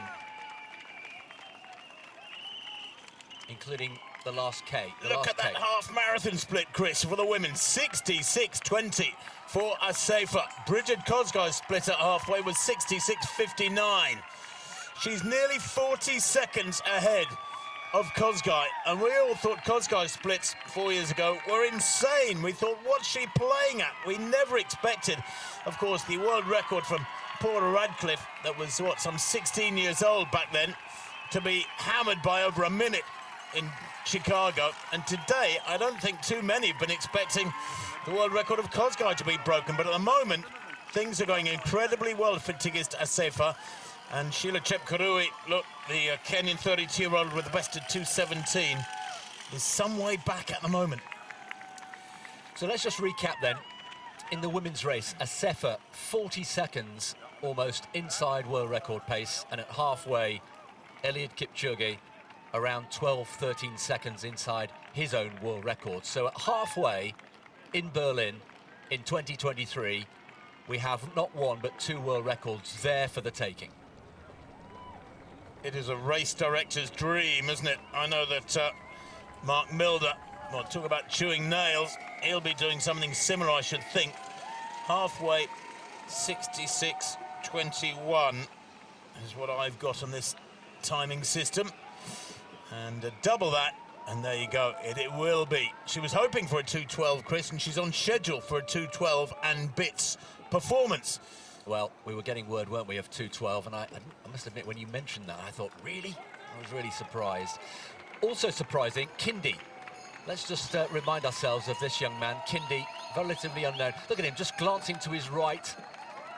This is quite a contrast, isn't it? These are little subtle visual things just to bring you. Eliud Kipchoge looking straight ahead, down the barrel of a gun, not veering from left to right, but Kindy, just his eyes darting from left to right. It's a very, very different position for the two athletes as they approach 24 kilometres. I mean, he is the mystery man of the day. There's Kindy. There's various versions of his name, though. While we're on air, I'm trying to look him up and see different versions of... I'm seeing different versions. Dershe Kindy is what I'm seeing in one format. Another is Cassie Dursa, born on the 4th of February 1999. He's 24, just over 24 and a half. He's run a couple of, well, 4 marathons before today. Dropped out of Doha back in January this year, but he's worked hard to get things right a few months later. Also working hard to get things right, the fastest German man is just approaching 23.5 kilometres. Amal Petros, who's looking for that Olympic qualifying time, remember, of 2:08.10. And on this showing, he's going to comfortably get inside that, looking to improve on his 2:06.27. There he is, the 28-year-old, running in Berlin for the first time. It's his home city now, born and raised in Eritrea, the country he left as a teenager. Lost contact with his family for a number of years while the conflict was going on in Tigray, that region that had so much conflict until recently due to civil war. He's now back in touch with them and has made contact by telephone. So personally, it's been a very stressful last few years for Amanal Petros, but he's looking very smooth here. Chris, he's been taken very much to the hearts of the German people. He won Hanover earlier on this year. He could have chosen from a lot of other marathons, but back on the 26th of March, he won the Hanover Marathon in 2:07.02. He was fourth in the European Championships in Munich last year, in those fabulous championships where Germany topped the medal table. And he ran 2:10.39 there to finish just outside the medals. And I think it was Richard Ringer, wasn't it, who won the marathon in Munich at those European Championships. And what a contrast. I mean, just a quick word about the ups and downs of German athletics. Not a single medal, the German athletics team, at those World Championships in Budapest just a few weeks ago. I don't know if there's been massive post-mortems as to what went right and what went wrong, perhaps more importantly, in Budapest. But that was a worrying sign to some extent for the European theatre of track and field athletics. Not a single medal for Germany. Who would have ever thought that if you go back through past editions of the World Championships? And yet, that was less than a year after they'd had a fabulous time in Munich at the Europeans. I know we're talking about a global competition in the world and only a continental competition at the Europeans, but you'd still expect Germany to have got some medals in the heavy throws maybe, or in the technical disciplines. Kinde there, being passed a drink. Kipchoge and Kipchoge, the two pacemakers left in there now. Kinde's still looking good. Look at those features to the man on the right there. Does he look stressed? Getting that drink, looks composed. Chris is right, his eyes do dart around all the time. Kipchoge in the background there, by contrast, eyes just focused forwards. Face gives away very, very little at all. Just stay relaxed in your head and shoulders. No dark glasses, no caps by any of these fellas. Keep it relatively simple, although those arm sleeves are interesting. All four of them wearing those arm sleeves. Now, on a morning like this, that's probably partly for warmth, but I think it also, and forgive me if I'm wrong, I think it also aids return of the blood from the extremities, those long upper body extremities to the heart. Just, we talked about marginal gains earlier on, and the athletes and the techies behind the scenes in the sports industry working on these tiny, tiny tweaks that maybe can affect 1% of a performance. But you add a few of those together and suddenly it becomes a noticeable improvement. And of course, over a marathon distance, maybe you can convert that to a few seconds. If those armbands are worth 5 or 10 seconds, boy oh boy, is it worth it. So based on the 25k split, projected finish time of just around the current world record, 2:01.10. And a reminder, it was 2:01.09 this time last year. 25k, they've been through Schöneberg, where JF Kennedy made his famous Ich bin ein Berliner speech. That's a couple of kilometers ago, then across Friedrich-Wilhelm-Platz. And the highest point of the course is at 27 kilometers. I say the highest point, it's all relative. It's only 55 meters above sea level, and the start and finish are at 33, so these are very small numbers. It's pancake flat, and it's almost exactly at sea level. There's really no elevation to talk of when it comes to the Berlin course, and that's why it has produced all those world records over the years. 12 of them on this course, 8 in the last 20 years. The most recent, of course, 12 months ago. Kipchoge is still looking good. Kinde, just if anything, just moving slightly ahead. We've lost one of the pacemakers. Kipchoge has also discarded his cap, so down to 2 pacemakers, and we have 2 elite athletes approaching 26 kilometres. Now, interesting, isn't it, Chris? Because we've been talking about how that halfway split for the men, 60-22, was just about perfect. A little bit more conservative than last year, 31 seconds slower than last year, when I think we all feel he went too quick despite setting that world record. And we were saying, well, if he comes back with negative splits, then he will have got it right again this year.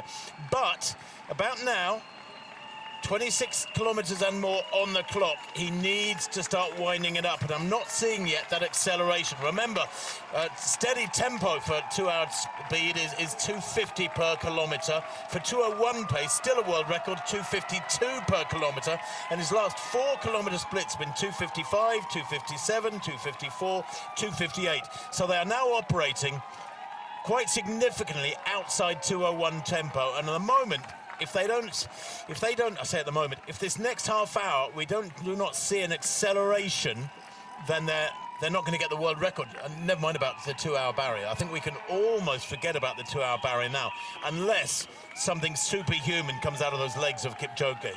Well, Kipchoge just having a word there with the only remaining pacemaker now, so we've lost 2 of the 3 pacemakers. Kipchoge, and that's another thing that Jos Herman said, it would be decided on the day which of the 3 pacemakers stays in the race for the longest, depending on how they're feeling. So actually it's Kipchoge who has remained the longest. And of course, Tim, we may have a race on our hands as well. Let's not forget, this is not yet just Kipchoge against the clock. He's got somebody else there for company. And Kindi, well, if he can hang around, Kipchoge, dare I say it, may not even win the race. We're a long way from that, but there is some racing still to be had. Well, there is, and isn't it great that we are talking about breaking the world record?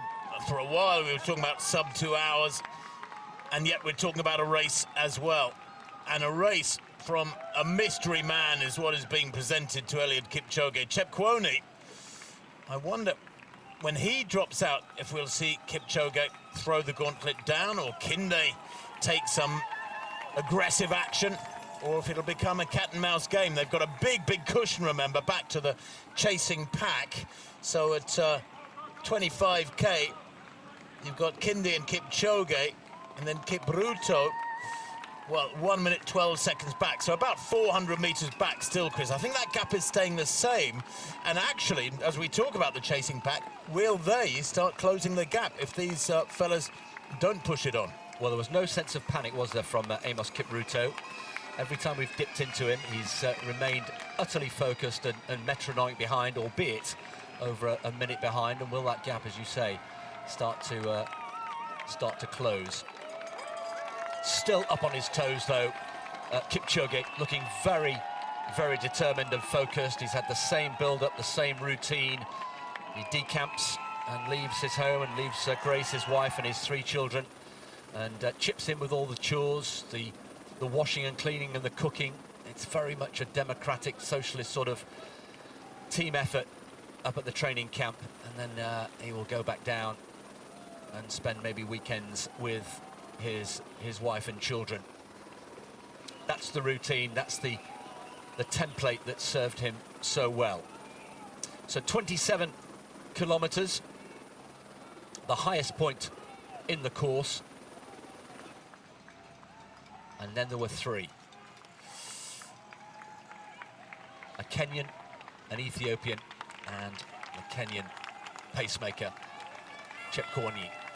Well, the women are coming up towards 25 kilometres, and I can tell you that 24 kilometres, the women were still on schedule for a world record by well over a minute. 24k, the projected time was 2:12:44. Remember, the world record 2:14:04 by Bridget Kosgei 4 years back. So a minute and 20 up on world record schedule at 24k, and the 25k split has just come through. A 3:11 for that 25th k in the women's race. That's well, about steady. They're averaging about 3:10 per kilometre in the women's race, and 2:14 tempo is 3:10.5, so they are still very much on world record schedule. There you can see the gap is starting to widen again. It's now 9 seconds inside world record pace. That would bring him in at exactly 2 hours and 1 minute. Still a long way to go, though, and the the next 20 minutes could be crucial here as we approach 1:20 on the clock. So 40 minutes, 40 to 41 more minutes of this race at this tempo still to unfold, and still Eliud Kipchoge has company. Wonderful study of the facial expression of the greatest marathon runner in history. By some margin, the greatest marathon runner in history on the men's side, Eliud Kipchoge. Still bouncing along wonderfully well. And interesting, the contrast between him and Kindi, although Kindi is very well hidden by Kipchoge at the moment. Kindi doesn't have anything like the same style. He's got a far more flat, fluid, flowing distance runner's gait than Kipchoge, who has that lovely, powerful bounce. And you're right, Timmy. You'd have thought ordinarily that that bounce would cost him energy, and that he would lose something through the return from the road. But no, it's hugely effective. Slightly wider arm coverage and lower arms for Kindi as they take on more fluid. That was a 3-minute kilometre going through 28. That is the slowest of the race so far. Yeah, I'm just looking at the splits coming through. 2:55 for the 26th, 2:56 for the 27th, and 2:59 or 3 minutes for the 28th kilometre.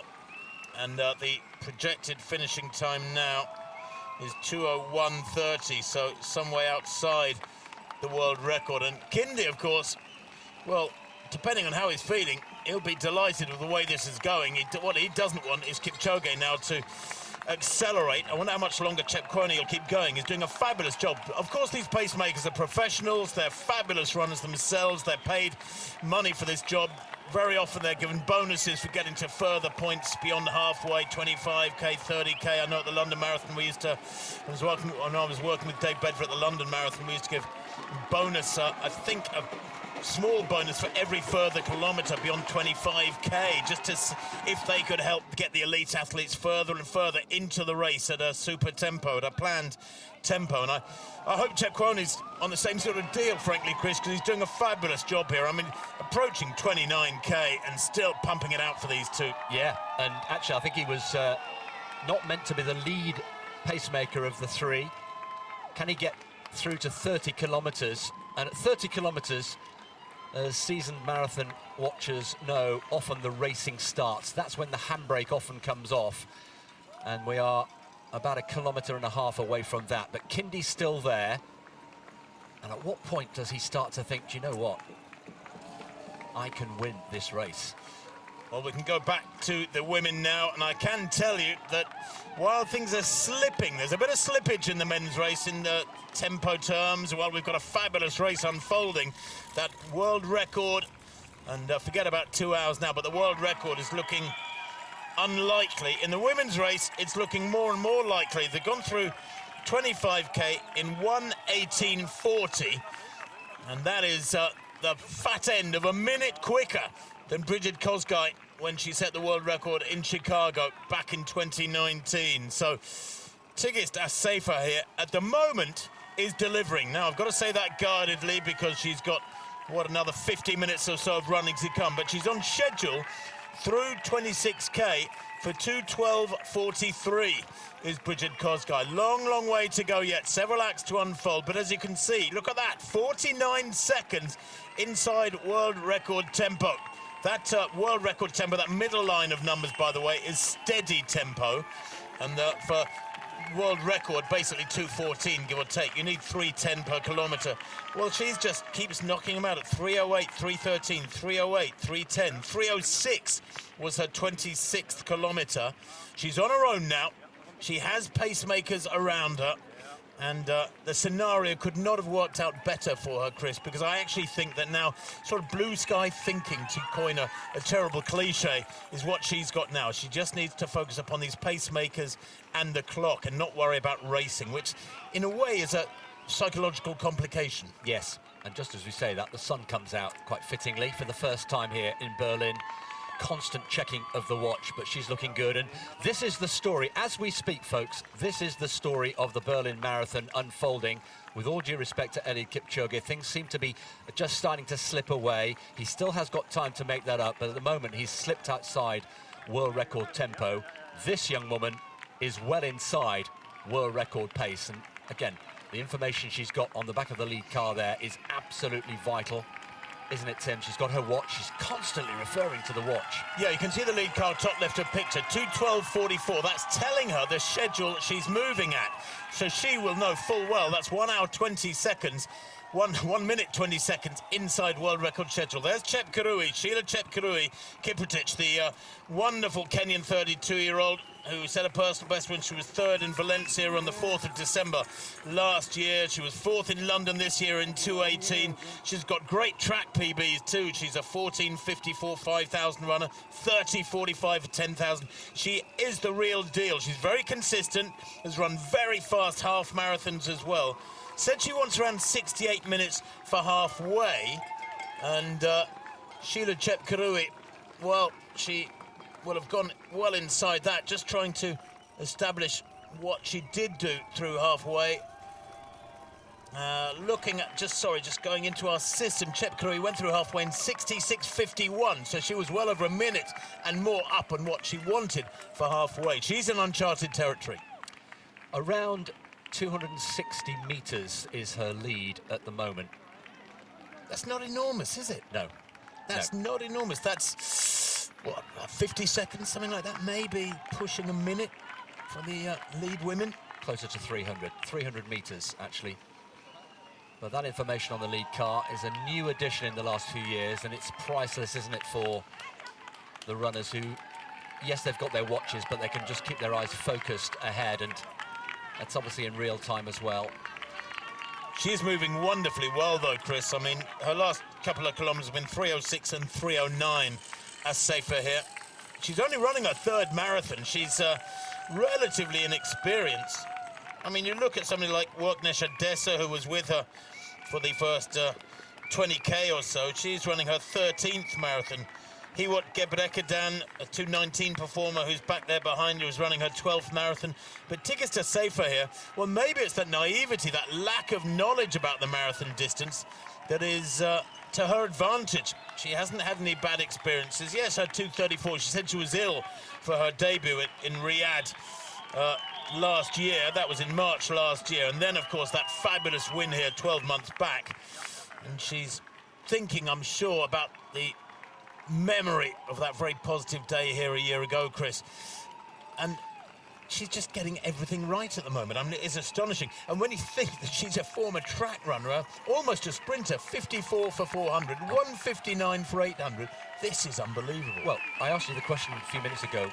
If you're Bridget Kosgei, what are you thinking? If you're Keely Hodgkinson or Athing Mo, what are you thinking? If you said to Keely Hodgkinson, you've got to run a 10K, I think she'd have kittens. Never mind about half marathon or a marathon. Oh, bless her. Keely Hodgkinson is very much a 400, 800 metre runner at the moment, the World Championship silver medalist.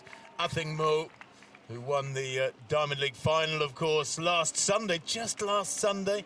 She's a sub-50-second 400-metre runner. Those are pure track athletes. And yet the weird thing is about Assefa is she never went through the gears. She never went through 1,500, 3,000, 5,000 in straight her to the career. marathon. Yeah, Yeah. Unbelievable. Approaching 28 kilometres, this is the Wild Boar, the Wilde Eber roundabout, and she'll pick up the noise of the bands. There's a great samba band that often parks itself here at the Wilde Eber roundabout. Brilliant atmosphere, and that again will just put an extra little spring in your step, and she'll, I'm sure, respond to that. Being protected by the pacemaker, there's no wind to speak of, but this is the story here of this marathon so far. Eliud Kipchoge and Kindi are well ahead, but slipping away from the world record. But the world record in the women's race is well and truly on. Well, Chris, the men have gone through 30K in 1:26.24.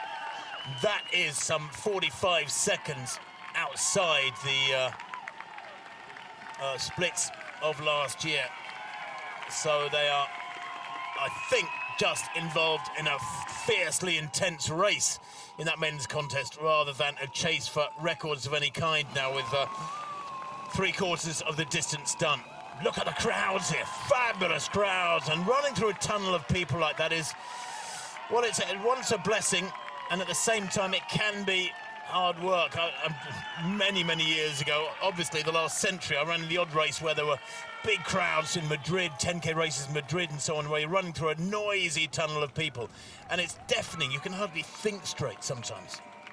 Well, these two men are thinking really clearly at the moment, approaching an hour and a half of running, so we've got just over 30 minutes left of this event, and we've got a race on our hands here. And all the while, let's pay tribute once again to Kipchoge, who is still there pacing, gone 30 kilometres, and I hope, Tim, you're right that he's in for a little extra bonus there for keeping going. Now then, is this Kipchoge on his bike and making his move? There is, for the first time, some clear daylight. Yeah, separation at last, and this is a very tough moment for Kindi, because he's obviously been redlining for the last few kilometres. We didn't know, and his facial expression gives nothing away, but he's been right on the limit, and he's had to let go now, and he's got to manage himself through these next 10 kilometres. It's going to be very tough. In fact, 11 kilometres he's got to go. How is he going to manage himself? Having hit the red line and gone through it, in effect, he's now going to be back on his heels, and it'll be very tough for him to maintain a solid tempo, stay in second, and keep ahead of that chasing pack. And that chasing pack, we'll keep an eye on them, because they then will start to close if he's not careful. At the moment, he's guaranteed second place as things stand, but that gap will get wider and wider ahead of him, but it could get narrower and narrower behind him. Approaching 32 kilometres, and there is the trademark smile of Eliud Kipchoge. I think he was stung, and I think he was hurt by some of the criticism after Boston. He had a bad day at the office. He doesn't have many. Just to remind you, he's won 15 of his 18 marathons. That is extraordinary. It's a success rate of 83%, which is, well, without parallel. Nobody else has got that sort of number at all. And were he to go and win today, it would be his 5th success in Berlin, moving ahead of Haile Gebrselassie. And there, just slipping away, 25 seconds outside world record at even pace.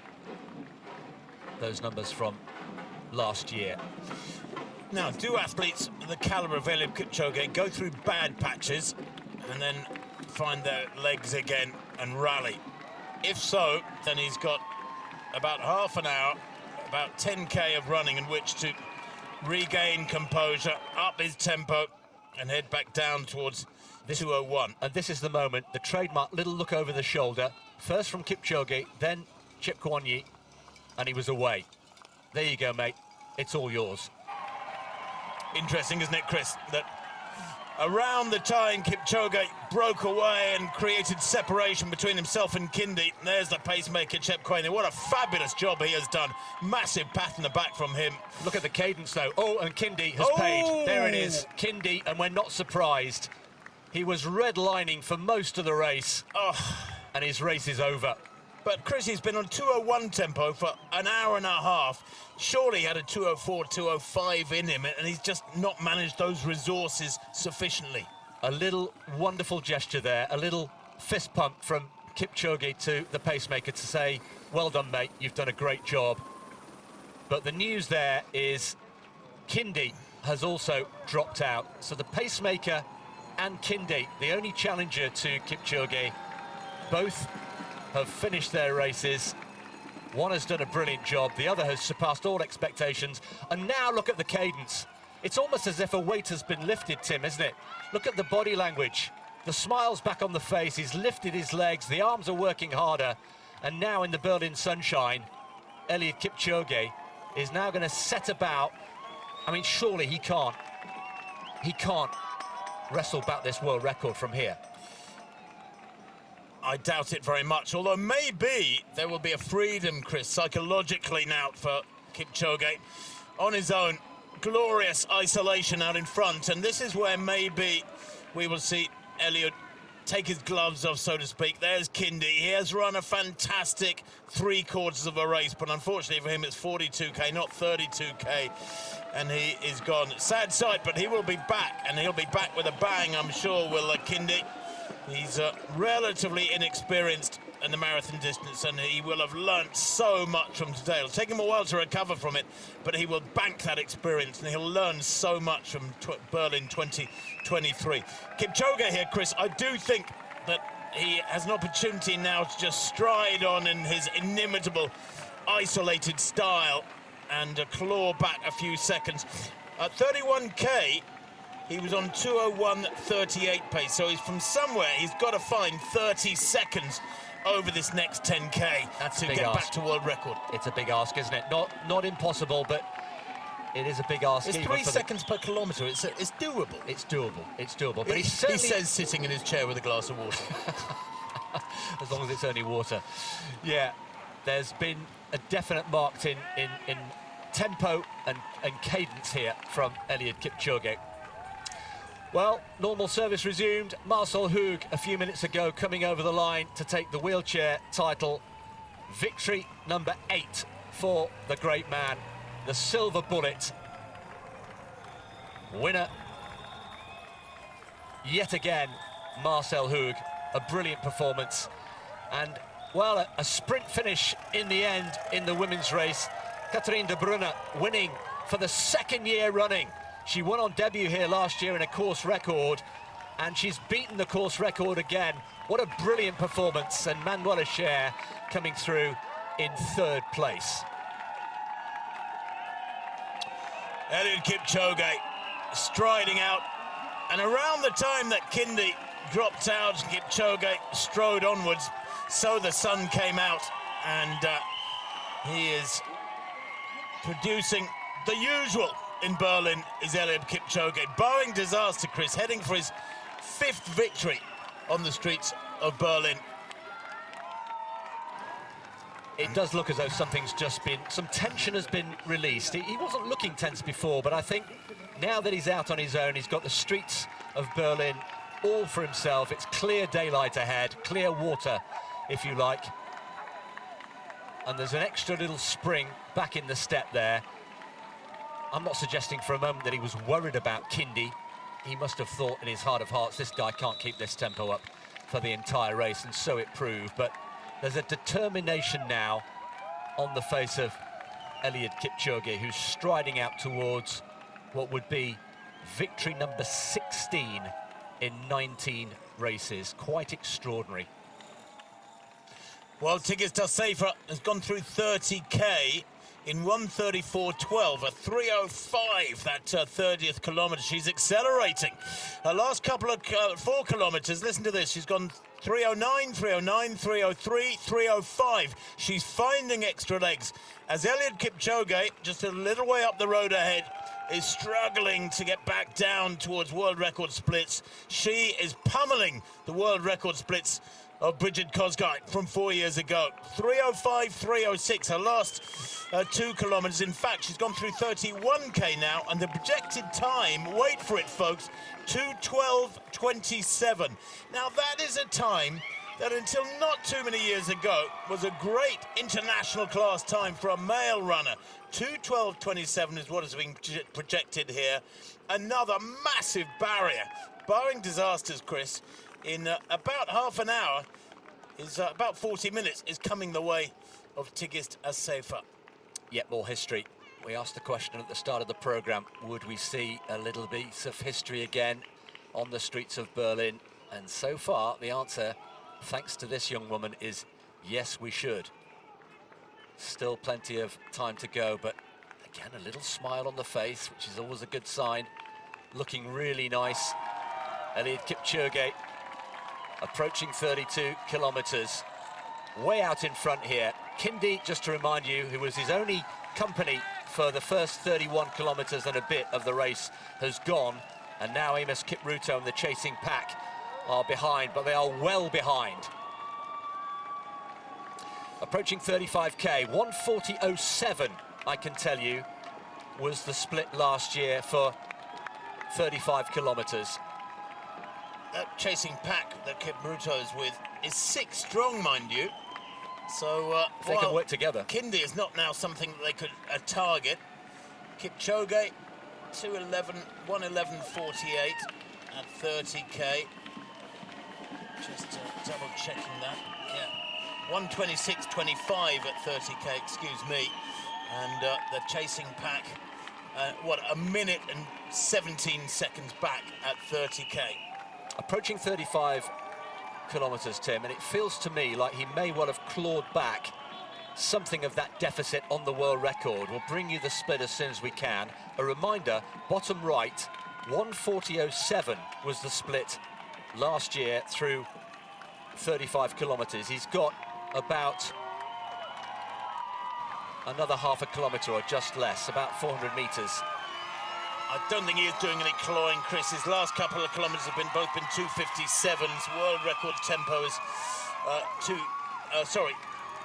2-hour tempo is 2:50. 2:01 pace is 2:52, and he's operating some 5 or 6 seconds outside that per kilometre at the moment. So he's losing ground on his own world record at 34k. His projected winning time is 2:01:51. Remember, his world record from last year that you called so well is 2:01:09. So he's over 40 seconds outside his world record tempo at the moment, and he's got 8k in which to claw it back. It's becoming an insurmountable task. Here is the Gedächtniskirche, the Kaiser Wilhelm Memorial Church, built in 1895, much destroyed during the Second World War, but what has remained has become and remains an important monument in Berlin. The crowd's loving this. Familiar scenes, a sense of deja vu to some degree, Chris, as he heads along in that white vest with his sponsors on the top, and the red shorts the same as last year. The bouncing stride of Kipchoge, 35k, 1:41:10. Yeah, so just over a minute outside the world record of last year. In fact, 63 seconds outside, so he is slipping away. It was 45 seconds 5 kilometres ago. That's just grown now by about 18 seconds. So you're absolutely right, Tim. There's no clawing back. Indeed, he's slipping away further, which then turns our attention to the chasing pack. How far behind are they? And have they got any chance at all of reeling this man in and denying him a 5th victory here in Berlin? It would be extraordinary if they could. So let's just look back on the men's race so far. These are the main stories in the men's and women's race. And a safer, Tim, is the story of the women's race so far. Well, it is, Chris, because she's got about half an hour of running to do, and she's on world record schedule. She went through halfway in 66:21, way inside world record schedule. The pacemakers done an incredible job in the men's race today. Kipchoge, the main beneficiary. Yeah, at 31 kilometres, he lost the only other athlete who was in company. And are the chasing pack starting to gain ground, allowing for the foreshortening? This would be a real shock. Let's keep an eye on the gap between Kipchoge and the rest of the field. He's still got around 18 or 19 minutes. 47 seconds the gap is down to now at 35k, 1:41:10 for Kipchoge, and Kipruto chasing 1:41:57. So 47 seconds the gap. Kipchoge looks to have slowed here. Remember, only once before has he not won in Berlin. That was on debut in 2013, beaten into second place by Wilson Kipsang. It's not a position he has experienced on his other visits here in Berlin. And Tim, tell me, how much information will he be getting from the bikes and the people about that gap and what it's doing behind him? I wonder, because his management agency, Jos Hermans, and his entourage are here, but is anybody able to be yelling information at him at the moment? I'm not sure. I don't see anybody that he's familiar with on bikes alongside him, so he'll be doing his own computations. Whether he will be aware that that gap is gradually closing from the chasing pack, I don't know, but here you can see Tigist Assefa still looks very calm, doesn't she? Her demeanour, her facial expression, giving nothing away. And Assefa here has gone through 33k at the moment in with a 3:04. She is accelerating. I mean, her times these last 5 kilometers, 3:03, 3:05, 3:06, 3:05, 3:04. Metronomic running, albeit with a slight acceleration from the previous 5K. Her projected time at 33K with 9K to go, 2:12.17. I mean, if she keeps this up, Chris, we could see, and this just sounds like science fiction, we could see a 2:11 something winning time for Tigist Assefa here. It is just astonishingly strong running. There it is, 1 minute 22 seconds inside the steady tempo for world record. 1:44.50 it should be at 33K. She's on 1:43.28. It's a massive margin from that virtual figure of Bridget Kosgei, who's way down the road behind her. Excuse me, just talking across pictures, but in the men's race, in that chasing pack, we have 2 debutants at the marathon distance. Tadessa Tekele from Ethiopia and Vincent Kipchoge from Kenya, both making their debuts and both in that chasing pack. So that would be quite a story, along with Amos Kipruto. Remember, the gap was 47 seconds at 35 kilometers. We'll keep an eye and see if that's closing, and if so, by how much. Well, Gebru here, doing a great job. I don't know if there's any communication going on between them, if she's been speaking to him at all, maybe at moments when we haven't had a camera on them. We saw her passing drinks to him about 45 minutes ago. There was plenty of coordination between the pair, and she's tucked in, slipstreaming him here, getting a very, very slight advantage from that slipstreaming effect. It may seem insignificant. She's so close to him, I'm almost worried she might clip his heels, look. But there is a very, very slight, we're talking about these tiny, tiny marginal gains. There's a slight marginal gain from being tucked in behind somebody and running along in their slipstream. So her 33rd kilometre was a 3:04, before that a 3:05 and a 3:06 and a 3:05. And that information on that lead vehicle that she needs to see isn't there right now, but she will be fully aware that she's heading here at the moment for a world record. Gebru rocking from side to side. He's having a little grimace to himself. It's hard work, it's understandable. He's running 2:12 pace. Yeah. It's meant to hurt, and this a significant part of the course. This is the Kurfürstendamm, the Kudamm, one of the most famous streets in Berlin, where the finish line was. Actually, she's approaching 34 kilometers, and between 1981 and 2000, this is where the Berlin Marathon actually finished before it was moved, and then moved again. Huge crowds. They'll go past KaDeWe, the famous department store as well, and then over the Spree for the second time. But Assefa, irresistible.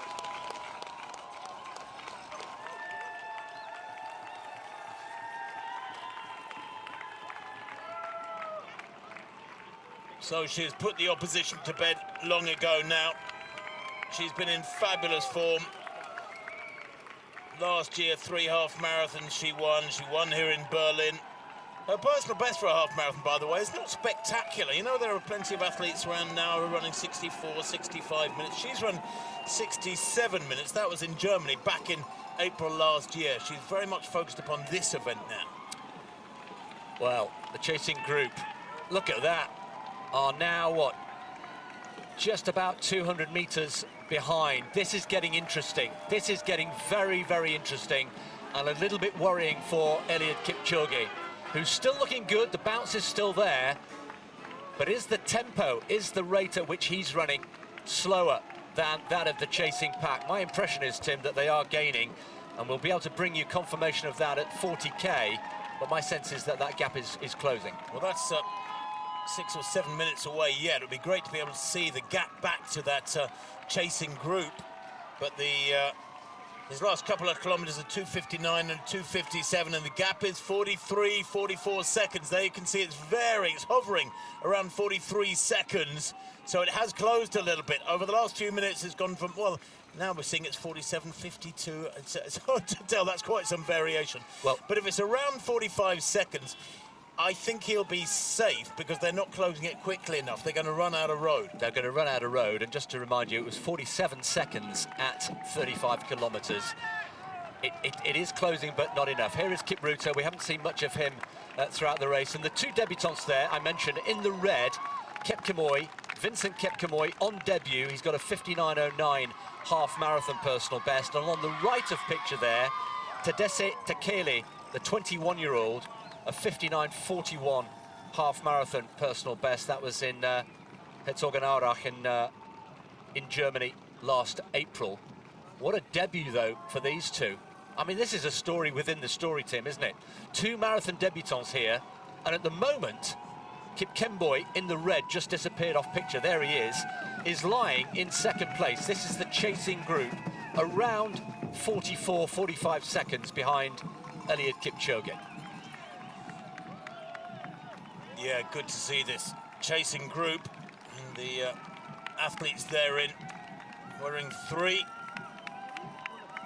Was it three? Yeah, Kipruto. It is Kipruto. Who's losing ground. So they're the two debutants here, running their first ever marathon, and in second and third place at the moment in this race. Tough this for Kipruto, Chris. He's very experienced at 30.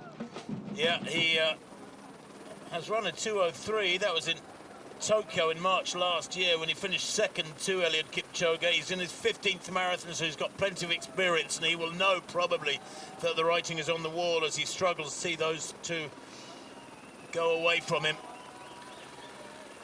So, a little over 10 minutes of running left for Eliud Kipchoge, with a chasing group who are slightly gaining on him, but we feel that they're going to run out of road. They've only got around 4 kilometers left, and Eliud Kipchoge, there he is, in splendid solitary isolation into the latter stages of this race.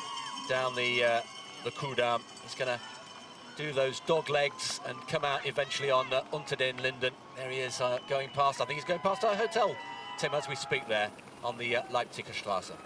Oh, look, Chris, there's somebody going through your room, helping themselves to your laptop. Yeah, a little bit of cloud cover today, a little bit of mist over the city when they started nearly 2 hours ago now. And that was probably playing to the benefit of the athletes because it's kept it cool. A little bit chilly if you're walking around in shirt sleeves or a t-shirt, but ideal for marathon running as you continue to sweat and benefit from that sweating. When it gets hot and humid, temperature climbs, then it's much, much tougher conditions. There is Eliud Kipchoge, massive bicycles trying to keep up with this fella around the streets of the German capital. And that chasing group, that chasing pair, Chris, have got him in their sights now. And it's significant when you turn a corner and you can see somebody up the road ahead of you. It gives you that incentive. It's like a carrot being dangled in front of you. It is. We shouldn't get carried away by the foreshortening, of course, of those pictures. It makes it look as though they're just behind him. But they are still significantly behind. But the question is, are they gaining? And if so, by how much? And have they got enough road left? Kipchoge's got a little over 3 kilometers to go. There we are, Kipchoge left of picture, and the chasing group, goodness me. Now, at what point, Tim, does Kipchoge look over his shoulder, if at all? Knowing him, he won't. He won't give them the satisfaction of knowing that they're there. Well, Chris, his 38th kilometre at 3:03. The world record holder, the defending champion, is tiring. That's his slowest kilometre of the race. 3:03 for kilometre 38 from Eliud Kipchoge, and they are chasing. They've got a target. He's got a target on his back, in effect. Or at least he would have for them if they could see beyond this car that's right behind him, which is a little bit weird. So Kipchoge in the red is leading the charge. A group of 3, Kipchoge and Tekele, new names in marathon running, alongside Amos Kipruto, who's finished second behind Eliud Kipchoge on several occasions. But there is Kipchoge wearing 69 in his first ever World Marathon Majors, first ever marathon of any sort. And at the moment, and look at that, what an incentive that is. And they are gaining, no doubt about it. Has Eliud got enough road? Well, he's got to remain calm here. He's 11 seconds up on them at the moment, up on the world record schedule, 11 seconds over world record schedule, I should say. So he's still moving at a remarkable pace, but that last kilometre a little bit worrying. 3:03, the world record. He was this stage. He was knocking out 250s, 252s. And they are closing all the time. There is a race on here. This is a fascinating final act yet to unfold here, Chris. Well, we've been talking about numbers through most of the last couple of hours, and once again, I hope you've not found that too much of an overkill. But with all due respect, I think the numbers now go out of the window. This is all about racing, and this is all about this man, for example. Vincent Kipchoge was speaking to one of his team the other day and said he's really looking forward to seeing what he can do here. Just to remind you, never run a marathon before, 59:09, his best effort. That was last year over the half marathon. Based in Kenya, so we could be heading for a Kenyan 1-2. We've also got the Ethiopian Tadessa Dekele in there as well, also on debut. Approaching 40 kilometers, and that gap is getting narrower and narrower. Remember, at 35k, the gap in terms of time was 47 seconds. It feels as though that has got a lot closer. How much is Kipchoge tiring? Just over 2 kilometers to go for what would be a 5th Berlin victory. And Tim, it's barely credible, but I ask you the question, can Eliud Kipchoge hang on? Well, it's a very good question, because can you imagine, as they go through the Brandenburg Gate, them being side by side? The smile is there. Is it a grimace? Is it the Kipchoge version of a grimace? His 38th kilometre of 3:03, his 39th kilometre of 3:01, Chris. And just looking as he's approaching 40k, there he goes through, 2:55, he has rallied, maybe, he got a little glance at those behind him. Kipchoge, 1:56.06 at 40k.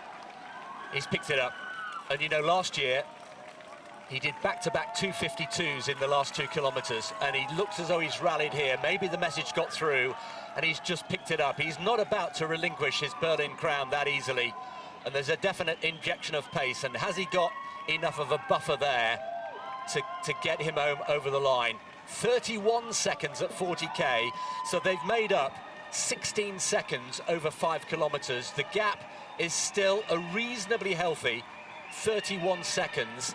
Can they make that up in 2.2 kilometres? I think they're going to run out of road now. That's still over half a minute, Chris. He's, as you said, his previous couple of kilometres have been a 3:03, a 3:01. That 40th kilometre for the world record holder, 2:56. The competitive instincts coming to the surface now as he realises he's in danger, and he's having to dig very, very deep here. There's still loads of bounce in that gorgeous stride of his. World record 2:01.29, and look at those winning times, Chris. I mean, they just get quicker and quicker. Well, that's his record here in Berlin, the 4 victories. He's heading for number 5. Haile Gebrselassie has also won on 4 occasions, so if he can hang on here, he would be out on his own in terms of Berlin wins. It would be 5 out of 6. There's the chaser, Kipchoge in the red. There he is on debut, having the race of his life. And what an incentive that is. Has he got enough time? There is that Gendarmenmarkt, one of the loveliest squares in the whole of Berlin. They'll do a series of dog legs, turning left, then right, then left, then right, and eventually they'll come out onto Unter den Linden. And there, Kipchoge will see the Brandenburg Gate and a familiar sight. And he knows almost every inch of this tarmac. He's run it on so many occasions, and all bar one, he's won it. Into the last kilometre or so. Still looking full of bounce. This has been a very different race for Eliud Kipchoge to any other one he's done here in Berlin. The clock ticking round to approaching the 2-hour mark. The world record is not going to be beaten today. The sub-2 that we thought might be on in the early parts of the race has gone as well, well gone. And he's picked it up, hasn't he, here, Tim? I think he's picked up the knees. The cadence is increasing. We are going to see a world record, however, in that women's contest. There's little doubt of that now. I can tell you Tigges is still pumping out 3:07 per kilometre. If she was going to run 2:14 exactly, she'd be running 3:10 per kilometre. But she's way inside that. She's going to threaten the 2:12 barrier. I mean, her last kilometre, a 3:02 now, at 38k for Tigges Tassefa. Her projected finishing time has come down to 2:12.07. Can you believe? It is, she's pushing now a 2-minute improvement on the world record. Well, the current world recorder in the men's race has got one more significant turn to come. That's his view. He will turn left onto Unter den Linden in the sunshine. And it feels from here as though he's done enough. We look out for the red vest of Kipchoge behind him, the debutant, but Eliud Kipchoge turning left then, and the familiar sight of Unter den Linden, the tree-lined avenue, so significant over the years. The Hotel Adlon will come into view on his left, and from here we can't see it, but Eliud Kipchoge can.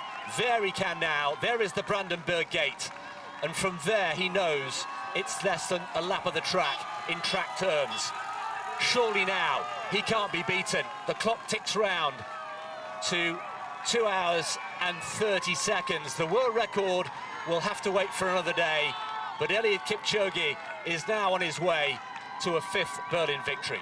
Chris, that glorious sight of Kipchoge with just a few hundred metres to go, the glorious sight for him for the first time of the Brandenburg Gate, that is almost like the finish line. It's like a forewarning of the finish. If he gets there in first place with a gap behind him, then he can enjoy those last 352 metres to the finish line. He can stride out, wave to the crowd and accept his 5th victory. That is surely what's coming his way. It has been yet again a marvellous performance from Kipchoge, who for so long threatened the world record, but now is just threatening to win for the 5th time, barring disaster. He's nearly home and dry. Well, his current world record has just come and gone. 2:01.09 was last year. It's still going to be a pretty good time. He's still going to come in and around 2:02 and bits, but the sunshine is out as he goes through the arches of the famous Brandenburg Gate, opened in 1791, and from here it's 352 metres, less than a lap of the track. He's been here so many times before, the crowd going crazy, the sunshine is out, and the stage is set for Eliud Kipchoge, who for the first time looks over his shoulder. The victory is secure. They had been threatening to come back at him. At one point, we were talking about sub 2 hours. At another point for much of the race, we talked about a new world record. That's not to be, but Eliud Kipchoge now is on his way to victory number 5 here in Berlin. Another masterful performance on the streets of the German capital. And now he can enjoy his moment. The pressure is off. Kipchoge in the red is behind him. What a race he's had. He will bring him home in a few minutes, but he's almost there. The finish line is there. The last few meters for Eliud Kipchoge. A different race here in Berlin for the first time, but it's victory number 5 for Eliud Kipchoge. 2:02.40 the winning time. The world record not bothered today, but he won't mind. He moves ahead of Haile Gebrselassie with a 5th victory in total in Berlin. That's 16 wins in 19 marathons. And what about the story here for our second placer? Brilliant performance, Vincent Kipchoge, his first ever marathon. No wonder he's celebrating. What a moment for the youngster. Yes, that's all about marathon running. Well done to Kipchoge. And Tadesse Tekele comes home in 3rd. The 2 debutants, 2nd and 3rd. Tekele from Ethiopia, the 21-year-old, comes home in 3rd place. So the master gets the victory, and the 2 apprentices, well, they've learnt their craft really well on this opening day.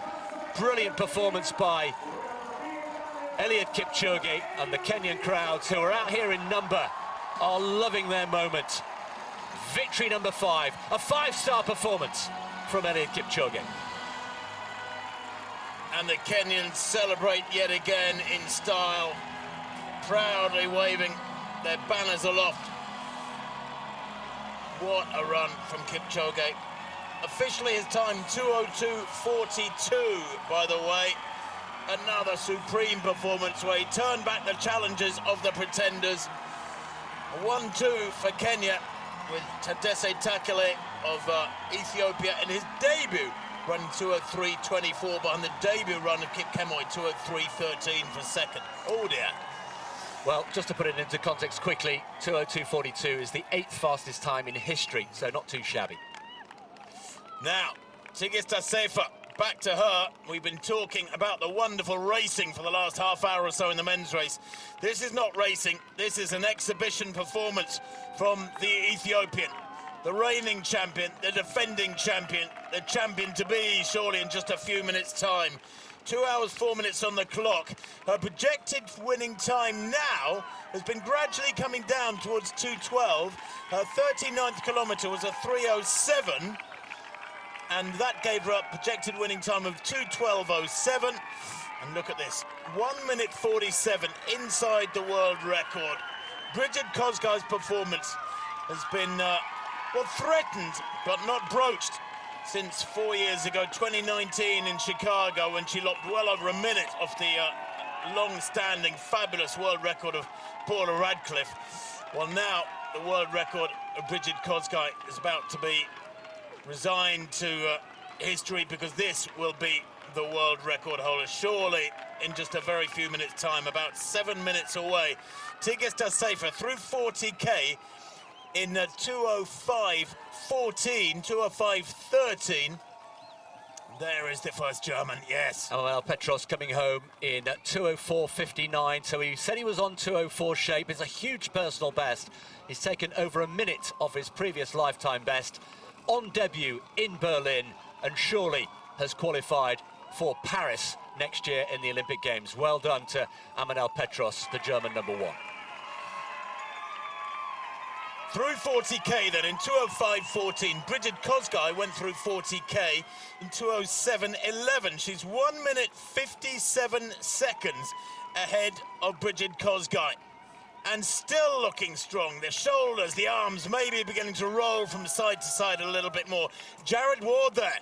Well, he was 6th in the Rio Olympic Games, was Jared Ward, coached by my old mucker, my old friend Ed Eyestone, great marathon runner and 10,000 metre runner of years gone by. Jared Ward, the supremely cerebral marathon racer. Now in the latter years of his career, he would be the first to admit that. But here, chasing the leading woman, I wonder if pride will make him stick with her and ease past her once they're through the Brandenburg Gate. Gebre is of the three is the one who's had to do the hard running. Gebru, the pacemaker, really straining here to help Sefa through these final few kilometres to the finish line. Chris, she is trusting, relying upon Gebru. They're linked together, they're by a band no more than about a metre long. She is stuck with him kilometre after kilometre, and he has been the most wonderful, wonderful lead for her. Well, he's done all the heavy lifting, hasn't he? And he's made it relatively straightforward for her. But he looks as though he's really suffering now, and he's just gesturing, and maybe he's about to move and give her clear daylight.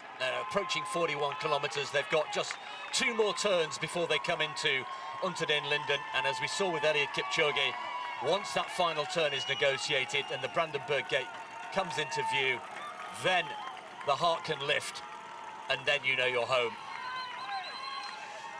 Well, the first time 2:20 was broken for the marathon was here in Berlin.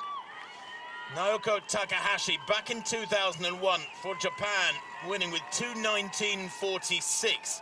Now, there are no less than 65 women who have broken 2 hours 20 for the marathon. Jared Ward there to left of picture, just striding out, feeling strong, maybe feeling he was almost hypnotised by sticking behind Sefa when he knew he could go a little bit quicker. But it matters not a jot, because Gebru, rightly there, saying to Sefa, come on, move to the fore, get the glory yourself. I think he's very aware here that maybe he's sort of hogging the camera. shot, and it's not his fault. World record 2:14.04, you can see bottom right of picture there by Bridget Kosgei. That, back in Chicago on the 13th October 2019, was a historic improvement. The world record prior to that was Paula Radcliffe's 2:15.25 in London back in 2003. Well, it's about to take another massive jump, a bigger jump even than Kosgei managed 4 years ago, and we never thought we'd see that, Chris. No, we didn't. I think the gesturing is to make sure that she sticks to the shortest line, the blue line, making sure she doesn't waver even by a few centimeters. There is again, pointing to the blue line. That's your line, and there's the prize, and there's the Brandenburg Gate. The Brandenburg Gate then beckons for Tigist Assefa, the 2022 champion, who in winning 12 months ago in 2:15.37 became the third fastest woman in history, is going to be the 2023 champion, but it's a very different story. She's running here towards a place in the history books. She's running towards a new world record, and she's going to better the world record of Bridget Kosgei from 4 years ago in Chicago by possibly more than 2 minutes. At 41k, her clocking for the kilometre was 3:03. Her projected time 2:12.01. Now, if she can rally this last few hundred metres, could she break the 2:12 barrier? Unheard of improvement from this woman, Tigist Assefa, 29 years old, in only her third ever marathon. There's Gebru, her pacemaker, who has done such a marvellous job. He's coached her through, coaxed her through, and now she approaches the Brandenburg Gate. It will be her retaining of the title here in Berlin, and he gestures her on with a wave there, almost a push, through the Brandenburg Gate and into the glorious Berlin sunshine for Tigist Assefa. Look at the clock, 2:11 on the clock. She's got 300 metres to go. Can she get under 2:12? I think she can. She's going to better the world record, possibly here, by over 2 minutes.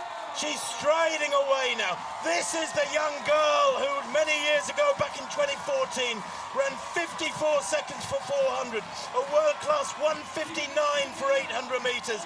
And today, she becomes world record holder in the marathon, surely. A couple hundred metres to run. Tigist Assefa takes the world record to Ethiopia, snatches it from the grasp of Bridget Kosgei of Kenya from 4 years ago in Chicago. A few metres to go, still no smile, still that focus, and the world record is hers, and look at the clock! 2 hours, 11:52, unofficially. History is made, it is writ large in spectacular manner here in Berlin. 2:11.52. Let that sink in. I love it. Stops her own watch, maybe some 30 seconds or so too late. But her coach there, Gebru Geramimedu, giving her a huge hug.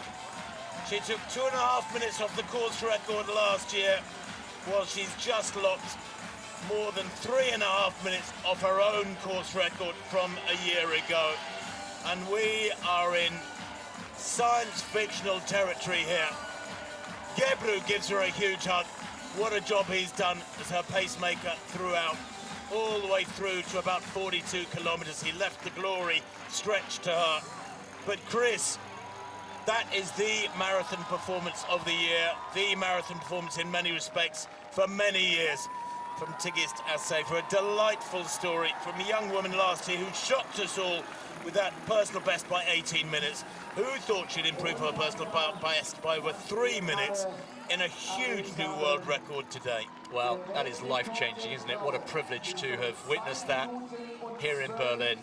And I'm looking at the numbers again. 2:11.52. I mean, there are some 800 metre runners who will be pleased with that as the numbers for an 800 metres race on the track, 2:11.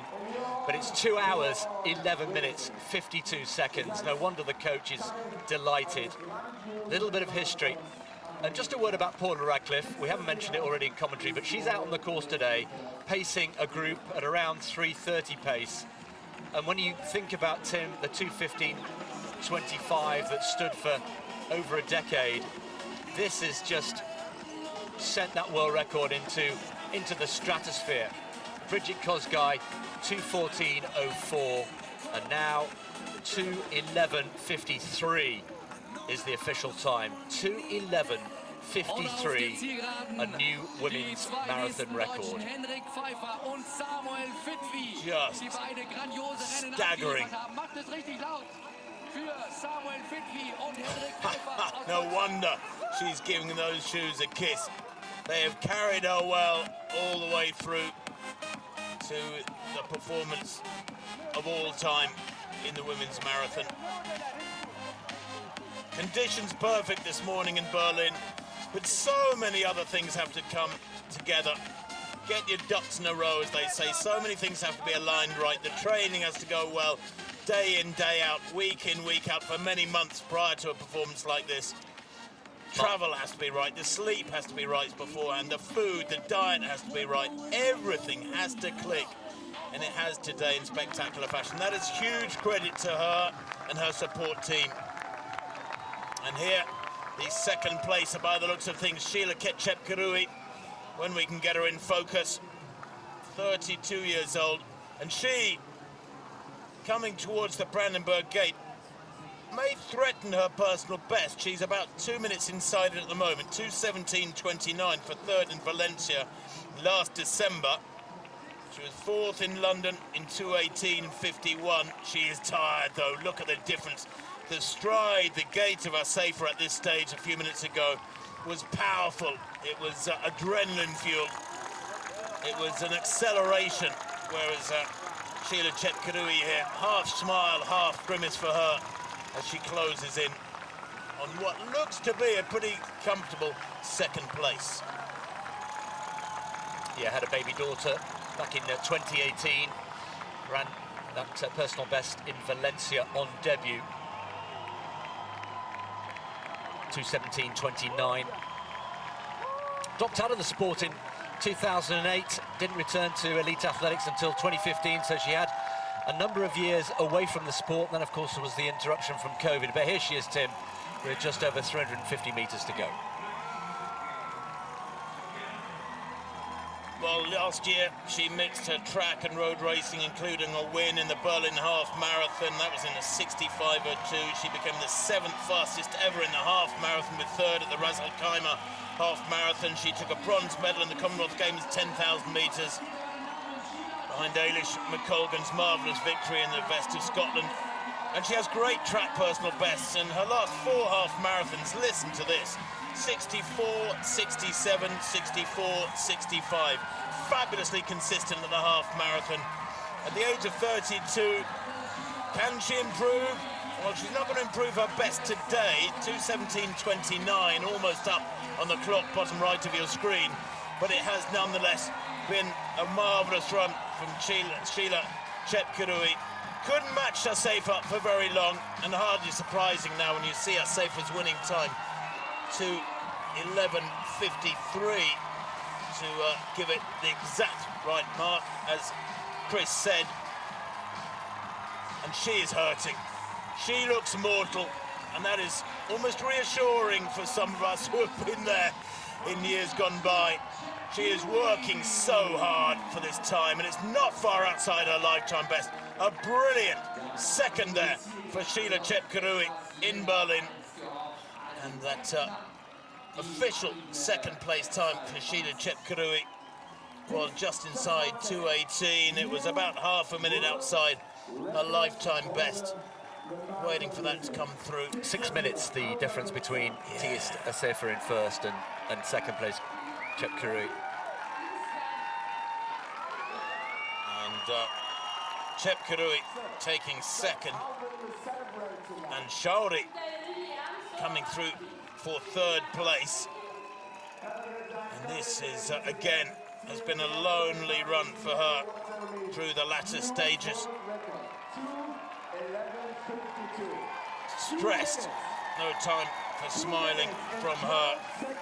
Shauri, Magdalena Shauri of Tanzania from the Arusha club takes third place in Berlin 2023, making her debut, and she runs 2:18:48, something like that. She's a 66-minute half marathon runner, but 2:18:50, something like that. 2:17:49. By the way, 2:17:49. 5 minutes 56 behind that astonishing run of Assefa. Let me just say it again for you in case it hasn't quite sunk in. 2:11:53, the winning time in the Berlin Marathon for the first woman home. A new world record by 2 minutes and 11 seconds. There is Odessa, who was in contention, wasn't she, for the first half of the race? Here it is again, the winning form of Tigist Assefa, crossing the line in 2 hours, 11 minutes, 53 seconds, lopping 2 minutes and 11 seconds off what itself was a fabulous world record by Bridget Kosgei back in 2019. In 4 years, it now leaps forward over 2 minutes. And dare I say it, in 4 years' time, we'll be looking at a woman running under 2:10. It is unthinkable until this last 4 or 5 years that women could get down to these sorts of times. But Tigist Assefa is the BMW Berlin Marathon champion of 2023 in a stunning world record. And of course it means this race, this course, this city now has both world records for men and women. Yeah, the 13th world record to be set on this course, and Berlin continues to maintain its reputation as the fastest marathon on the planet, bar none. Proof again today. Mark Milder, we saw him earlier, among the first to congratulate Tigist Assefa, will be delighted as race director. What is it about Berlin? What is it about this place at this time of the year? All the ingredients have to be there in the right mix. But the most important of them is a world-class athlete in tip-top shape, and in Tigist Assefa we certainly had that today. We had the usual pancake flat course, the weather, the temperature, perfect. No wind, a cool start, and then the sunshine comes out in the latter stages just to enhance the photographs. And Tim, we should say, €50,000 bonus for the world record. Yeah, quite a handy morning's work, but of course it represents many months of hard endeavour. Well, she followed the blue line around the city, marked by 3 little stripes every few metres. She had 3 stripes on her shoes just to match that. And it was a 3-stripe performance. In fact, more like a general performance from her to win here today. F22, that is Dominika Meyer of Germany, from the Bayern Police, and the Telesfinanz Regensburg club. She won Hanover this year, or last year rather, in 2:26:50, and she will be the leading German woman home. She might well yet, yes she will, set a massive personal best. Look at this, she's probably got about a minute and a half to go. She is going to run under 2:24, I think, is Dominika Meyer. What a run from her, the 32-year-old, being encouraged all the way there through the Brandenburg Gate. And is that Chris Thompson? It is. Chris Thompson left a picture. Yes, Tomo. Tomo, an Olympian for Great Britain in Tokyo 2021, is encouraging Meyer through. He's done a pretty good job, if indeed he was her pacemaker. And reasons to be cheerful for German distance running. Just going back to the men's result. Petros, the leading German home today, in 9th place. 2:04:58. So Petros, well, he was looking to improve his own personal best of 2:06:27. He did that by almost a minute and a half, albeit missing that European record, which was under 2:04. And Meyer here, well, she will come home, by the looks of things, in 10th place. Charlotte Purdue, by the way, in 9th place, 2:22:17 for Great Britain. That's a new personal best for her. Good to see her back. Ethiopians, though, filling 1, 2, 3, 4, 5, 6 of the top 8 places. And here comes the German champion for this year. What a run it is. What a brilliant run it is for Dominika Meijer. And the qualifying time for the Olympics, 2:26.50, and she's well under that for the Olympic qualifying time for Paris. Tape down that right hamstring and all. Superb performance from Meijer. I think she's just run herself into the Paris Olympic team for Germany. Olympic Games marathon next year is on the 10th of August, by the way. Mark that in your diaries. Well, Eliud Kipchoge put in a 5-star performance today. There was no world record, which looked on the cards for the first half of the race, at least a much more measured first half than last year. But he got home in the sunshine, was threatened. The gap was closing between the chasing pack, but there's the moment when he came home to take his 5th Berlin victory, 5 out of 6, and that's 16 wins in 19 marathons. An extraordinary performance from the greatest marathon runner in history. 38 years old, he turns 39 in November. 2:02.42 is the 8th fastest time in history. He now has 5 of the 8 fastest times of all time. So let's hear what he has got to say. How was it for you, Eliud?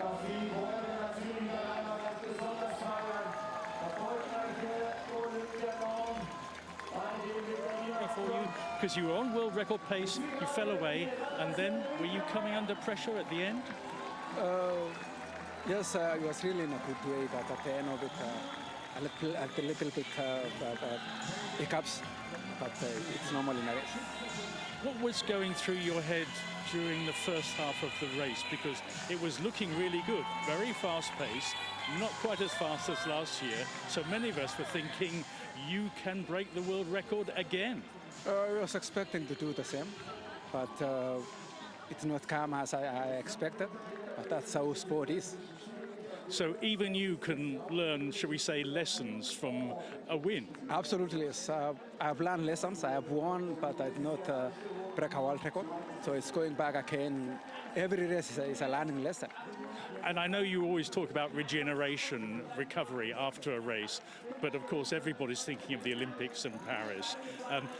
What does this experience tell you about your chances to become the first man ever to win 3 Olympic marathons?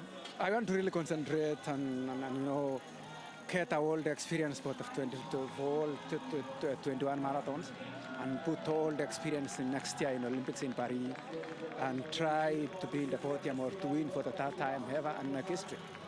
Thank you very much, Eliud. Paris definitely on his mind. Just a slight air perhaps of disappointment there at not challenging the world record at the end, but full marks and still learning, Tim, still learning, even at 38 years old. Yeah, you know, we talked earlier on about how Eliud was going for a 3rd Olympic title during the race, and I wanted to say what I admire is that continual hunger. Now, this fella has become very, very wealthy through his fabulous sporting exploits in middle and long distance running. He has achieved it all, 2 Olympic golds, world titles, wins galore everywhere, and yet he wants more. He keeps that hunger. He wants to get up every morning and get on with the daily routine of training hard, that grind, that monastic lifestyle, and he deserves a huge pat on the back for retaining that hunger. The race tide looking resplendent. Yeah, 2 spectacular days today. Yeah, the German Parliament building there, looking quite marvellous in the sun that has now burnt off the early morning mist. But when they did start this morning at 9:15, Kipchoge, the defending champion, and Assefa, the defending women's champion, were both headed, we didn't know at that moment, both headed for victories. Victories of different styles. Kipchoge turning back all the challenges, coming home to victory by, well, a good slab, more than 30 seconds. Tigist Assefa, the performance of the day, smashing the world record of Bridget Kosgei by over 2 minutes, 2:11.53. And there's a slight breeze across the city if you stand up on one of the taller buildings, but down at street level the flags just hang limply. It is a glorious Sunday morning, still not even midday local time here in the German capital. And Chris, the reverberations of that performance from Tigist Assefa will head out around the world like ripples from a stone landing in a pond. I mean, it has been quite extraordinary, but confirmation of the results now. Yeah, 2:02.42, the important number for Eliud Kipchoge this morning in terms of time, but confirmation that that was his 5th victory in Berlin. Congratulations too for the 2 new boys, Vincent Kipchoge from Kenya in his first ever marathon, 2:03.13, and Tadessa Tekeli, the young Ethiopian, coming through in 3rd place. Confirmation of the German, Amanal Petros, coming through, 2:04.58 on the first page there, the first German home. And excellent performances also from the likes of Henrik Pfeiffer, who was on the press conference. The 3rd German home, Samuel Fitfi, 2:08.28. 2:08.10, a reminder, is the Olympic qualifying time. The first 9 going under 2:05 in that men's race. Amanal Petros 9th with 2:04.58, but the women's winner, well, in a new world record, Tigist Assefa, setting spectacular new numbers, 2:11.53. Let's hear from her. Tigist, today you have made history. How does that feel?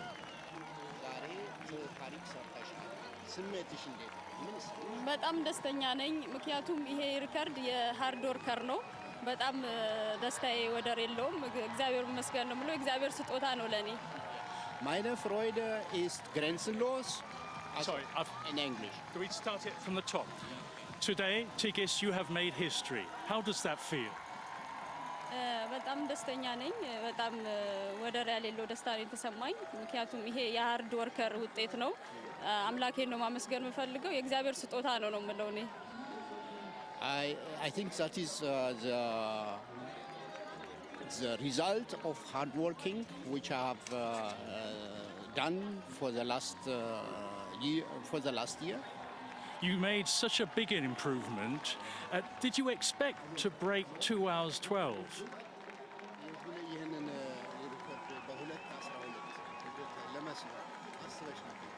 እውነት ለመናገር በዚህ ልክ ሰብረዋለሁ ብዬ አላሰብኩም ግን ወርልድ ሪከርዱን እንደምሰብር አምሹሮኝ ነው የመጣሁት That I broke the record with such a result was not expected from me, but in some form I wanted to have not to break the record, but not in such a category. You have achieved such a wonderful victory and world record. Do you feel that you're now a favourite to win the Olympic title, the women's marathon in Paris next year? አዎ ድሉን አግኝቻለሁ እመረጣለሁ ብዬ አስባለሁ ወርልድ ሻምፒዮን አልፎኛል በመምጉዳይ የአገሬም በዚህ ጉዳይ የሚመለከታቸው ድሉን ይሰጡኛል ብዬ አስባለሁ ምክንያቱም ወርልድ ሻምፒዮን መመረጥ ነበረብኝ ድሉን አላገኘውም ነገር ግን በዚህ አጋጣሚ ይክሱኛል ብዬ አስባለሁ አንድ ድል ይቀረኛል ሹሮኜ ለመመረጥ The decision lies in the hands of the committee members, but I have set a point now which will not be ignored. So I hope I will participate in the Olympic Games in Paris. Tigist, I think they will find it very hard to ignore you. Thank you very much. Thank you so much. Well, yes. She'll be in the Olympic team. I don't think there's much doubt about that. Barring injury, she will get to the start line in Paris at the Olympic Games next year in August as very strong favourite for Olympic gold. Now, here's a little figure for you. When Abebe Bikila won the Olympic marathon in 1964 for Ethiopia, he ran 2:12.11. It was a world record. His time has just been beaten by Tigist Assefa, who has taken the win here in Berlin in 2:11.53. how time moves on. Confirmation of the win for Tigistase for 2:11.53. Fabulous running from Chepkirui for second place. They're a tired-looking Sheila Chepkirui for Kenya. Magdalena Shauri broaching new ground, the Tanzanian there, 2:18.41 to make it onto the rostrum. And the first 8 women home going under 2:20. Brilliant packing from the Ethiopians in particular in the top 10. Good running too from Delvine Maringo, the former Kenyan for Romania in 12th place, 2:23. The German Dominika Meyer in 14th, the first German home. She may well too have run herself into a place in the German Olympic team. Fabienne Schlumpfluck, 2:25.27 in 15th for Switzerland. And the Americans, Frisbee and Jacqueline Gorgon, both there in the top 20 as well. Just time to take a breath, really, isn't it? It's been breathless stuff in Berlin this morning, as so often it has. We've seen another chapter of history. It's the first women's world record for a good number of years, since 2001, actually. Over 20 years since we have had a women's world record here. The 13th time a world record has been set here in the German capital, as the runners continue to flood over the finish line.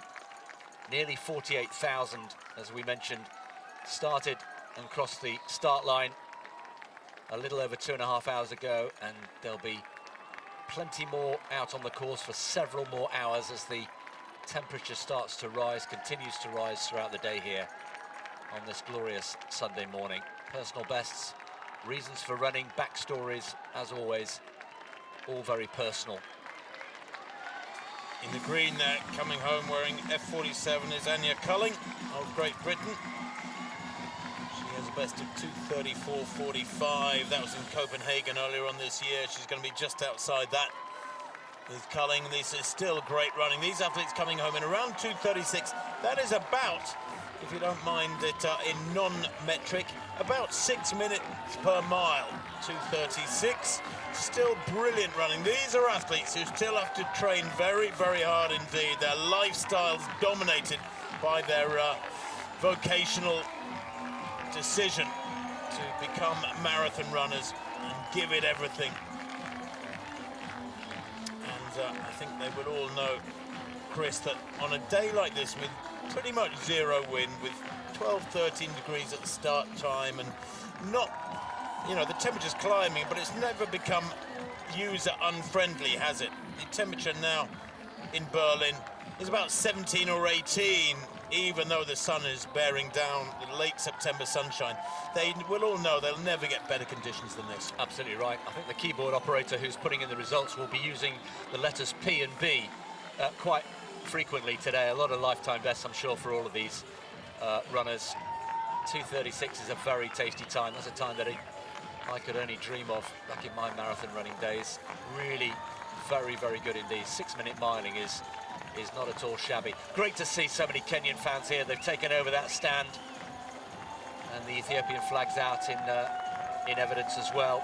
The domination, Tim, of both these races, worth just reflecting that Kenyans and Ethiopians, so East Africans in the men's race, have now won 24 races. The last non-East African to win was Ronaldo da Costa back in 1998 in the men's race, and good old Irina Mikitenko in the women's in 2008, the last non-East African now, women's I remember winner. that win of da Costa, the Brazilian, in 98, 25 years ago now. I think he ran 2:06.50, and I remember hearing about it and thinking, wow, 2:06.50, that's insane. But that's in days when anything under 2:10 was spectacular running. Now we're talking about the possibility in the next few years of a woman running under 2:10. 2:11.53, that winning time of Tigistase for this morning. It is just mind-blowingly powerful. It is a huge statement too for women stepping forward into the sunlight even further to wrench the big focus away from the likes of Eliud Kipchoge and the great male champions of years gone by. And, you know, I think that is the run of the day without any doubt. A brilliant run from Elliot, as you said, Chris, to win his 5th title. But a world record by over 2 minutes from Tigges Safer is the headline. Yeah, it's the headline. It's the story of the day. And I think we knew that, didn't we, from about 25, 30 kilometres into the men's race. There's no doubt about it that Tigges Safer was going to be the story of the day. She was comfortably inside world record pace for the entire race and just stretched away and showed all her 800-metre speed from all those years ago in the final few hundred metres of this race.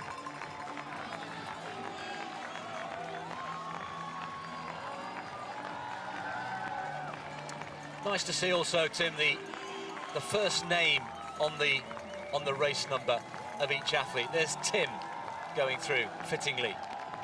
That's a nice touch. Apologies if that's not a new thing, but I'm not sure I've noticed that before, to actually have your race number, but also your name underneath. Great for the support. Few races do it, but it is special, yes.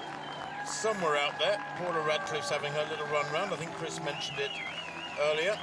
She was asked just a couple of weeks ago to take a group round in 3:30, so Paula has got another 45-50 minutes of running to come just yet, assuming things have gone okay for the former world record holder. And I'll bet you, because she's pretty IT proficient, Paula, she will know that her world record, as it was back in 2003 of 2:15.25, has just been bettered by some 3.5 minutes, and it is staggering.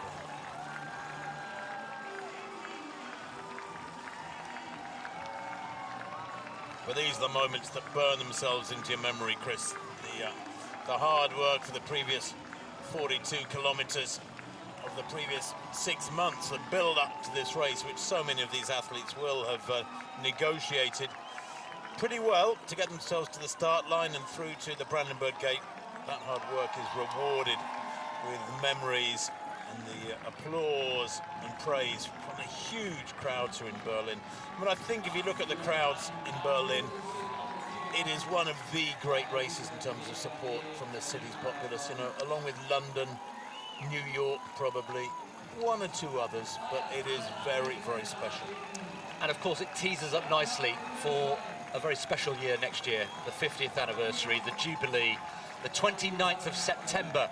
Put it in your diaries now, 2024, 29th of September 2024 will be the 50th edition of the Berlin Marathon. And what a way to springboard us to launch us into that year with this women's world record today in the 49th. Back-to-back world records in the last 2 years. Yeah, it just keeps delivering, doesn't it, Berlin? And for Martin Milder, the race director, and his team, it is hugely rewarding to see performances of this caliber produced year after year. It's a deal, it's an agreement you come to, a pact with the athletes and their agents. We'll put on the perfect stage for you if you come out and produce the perfect performance. It is entertainment as well as supreme elite sport, and everything today has come together to make it special for all parties, Chris, I suppose. You know, the crowds are loving this, the athletes are loving it, whether they're elite or backmarkers, and the organisers will be delighted. And hopefully, please God, everybody will have got round safely in the massive medical marquee that is adjacent to the finish funnels. When they go through the finish line to their left, there's a huge long medical marquee. Let's hope it's very, very quiet today. I think it will be, because the temperatures aren't high. Athletes generally know what to do in terms of hydration and managing themselves through their efforts. But everything has come together so well. And it continues to just be a combination and a mix that is irresistible for people who want to try and do a marathon for the first time. And we say this pretty much every year, but how many other events can you participate in the same event as the elite, the very best? You know, you can't go and play on centre court at Wimbledon with Roger Federer. It's just not possible. You can't just walk onto an NBA basketball or a World Series and be on the same court as the best basketball players in the world. But you can enter a marathon and be on the same start line, albeit a little bit further back, as the very best. You can be lining up behind Eliud Kipchoge or Tigista Sefer and say, I was there that day. And that's what's wonderful about it, isn't it? I mean, you know, to coin a cliche, it is every man's Everest. The longest sort of Olympic distance event. Of course, ultra distance is growing in popularity all the time. Mountain running, hill running, endurance events, all the extremes. But this is sort of the normal, in the normal portfolio of events, let's say, that come under the Olympic title. This is the long distance one. This is the ultimate challenge. And yet, it's just achievable. It's just within reach of anyone who wants it badly enough. And that's a delightful quality. And you're right, lining up alongside world record holders. The access to the top track and field athletes, if it's stadium athletics or road racing, is fantastic. You know, anybody can walk into the hotel and find these top athletes. Now, I'm not suggesting that I'm not encouraging them to, but I like the fact that there are not many prima donnas in the sport of track and field athletics. They are, you have to, by dint of the discipline, you have to keep your feet on the ground as a distance runner. Yeah, I'd agree with that. So, clock's ticking around to 2 3/4 hours. Just to stress, these are still very, very creditable times being produced here. And of course, this is the gun time. Each individual runner will have a chip in their shoes for their own personal time. Presentations coming up shortly.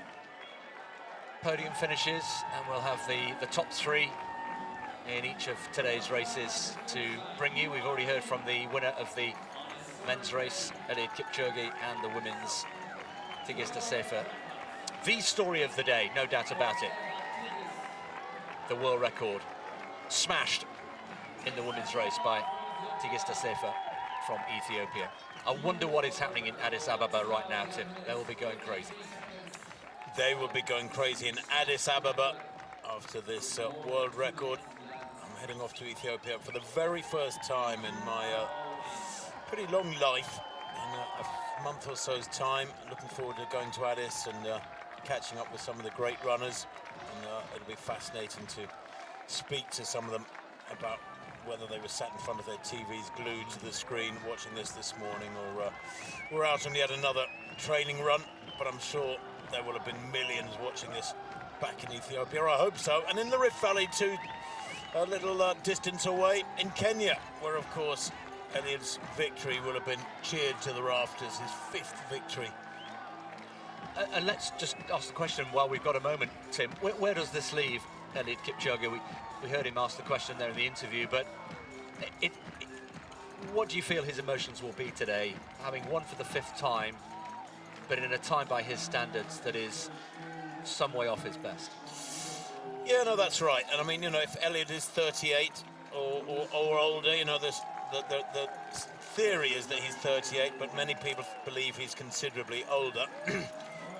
Then maybe, you know, he's looking at the downslope of his career, albeit a very gentle downslope. I mean, I think some people felt that after Boston back in April, when he really struggled, that perhaps the writing was on the wall. Well, that would have been rather short-sighted, because only a few months earlier he'd broken the world record here in Berlin. So clearly he's still got some more great performances in him.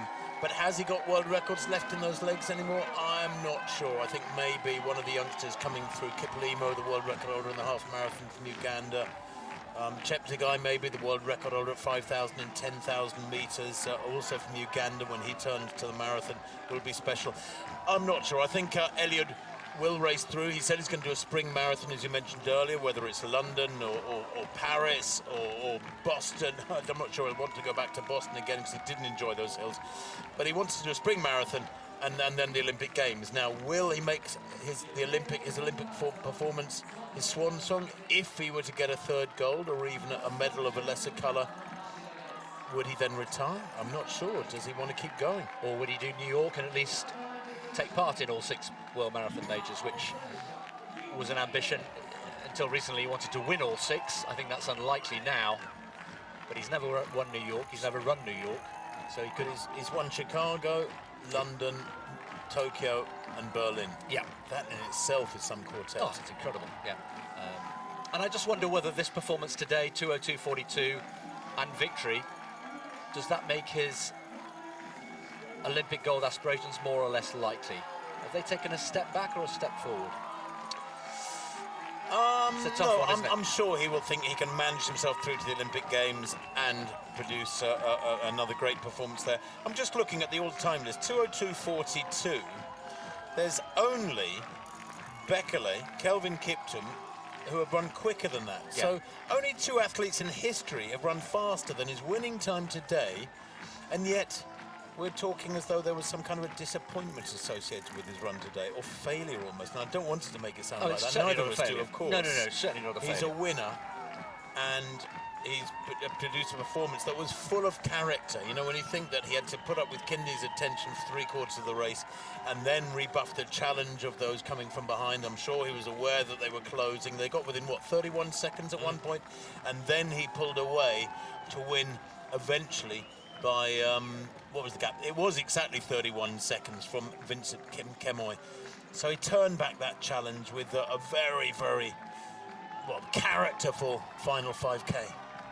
Yeah, just to reiterate, he's got 5 of the 8 fastest times in history, and the 8th fastest was the one today, 2:02.42, just outside the time he ran in Tokyo last year in March 2022.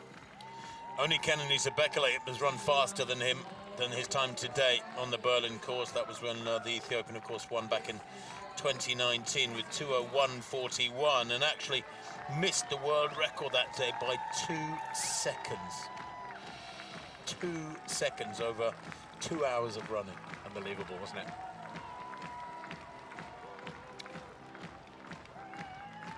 There's a genuine story every year we come to Berlin. And he now, you know, remains on top of the pile, Chris, of that list of great champions here. You think about Dennis Kimetto setting a world record here, 2:02.57 back in 2014. Paul Tergat back in 2003, 2:04.55. You know, it's a real who's who. So the men are gathering on the podium, and the women as well, for the presentations. These were the winning moments in the men's race. Kipchoge coming through in 2nd place, and that was the significant moment. There was the little fist pump saying, thank you very much. All credit to the pacemakers. They did a superb job, and that was the signal for Eliud Kipchoge to crack on under some pressure. Make no mistake, but he held firm, and that was the moment. A 5-star performance for his 5th victory in Berlin for Eliud Kipchoge. Once again, he is on top of the podium in the German capital, looking absolutely resplendent here with the German Parliament building, top left of picture, Unter den Linden, in the sunshine. 2023 award ceremony. So we are ready for the presentations. Dritter Platz, 3rd place, eine Zeit von 2 Stunden, 3 Minuten 24. 2 hours, 3 minutes, 24 seconds. Congratulations from Ethiopia, Tadesse Takele. Yeah, the debutant, Tadesse Takele, 2:03.24, there he is. What a debut for the Ethiopian. Making sure that Kenya didn't get all 3 spots on the podium. This is some of the hardest parts of the day, is to climb onto that step, the weary limbs, the legs a little unsteady. But what a debut for the 21-year-old. Handed over by Mr. Jürgen Lock, Vice President, SCC Berlin. Yeah, Jürgen Lock doing the medal presentation. Once again, give a big hand for Tadesse Takele. Zweiter Platz, 2nd place, silver medal. 2 hours, 3 minutes and 13 seconds. Congratulations to the runner from Kenya, Vincent Kipchoge. Well, Vincent Kipchoge led the charge from some way out, and he was gaining. And the look of sheer delight on his face as he crossed the line in 2nd place. Again, on debut, 2:03.13, his winning time. Ms. Iris Spranger from the Senate for Internal Affairs and Sports of the city of Berlin. A bright future ahead, I would suggest, for young Vincent Kipchoge. That's not a bad personal best and debut marathon time. Berlin Marathon 2023. The winner for the 5th time here in Berlin with a time of 2 hours, 2 minutes and 42 seconds. Congratulations to the Berlin legend from Kenya, Mr. Eliud Kipchoge. Well, good to see him smiling. Good to see him smiling. A very different performance required today by the now 5 times champion. He moves ahead of Haile Gebrselassie in the all-time leaderboard in the men's marathon here in Berlin, and now has the record outright. And 16 victories in 19 marathons is scarcely believable. And still the 8th fastest time in history. A much more measured first half of the race today, going through in 60.22. Then he pushed on, he had Kindy for company. The pacemakers did a brilliant job. And the winner receives 30,000 euros for winning the race and 50,000 as handed over by Brian Keane, partnership director. A bonus of 30,000 for his time. Congratulations performance. To the winner, to Eliud Kipchoge. There's our podium. East Africa dominating yet again. Kenya 1-2, Ethiopia 3. A familiar feeling, a familiar photograph here at the Berlin Marathon. And now, ladies and gentlemen, please stand for the national anthem of Kenya.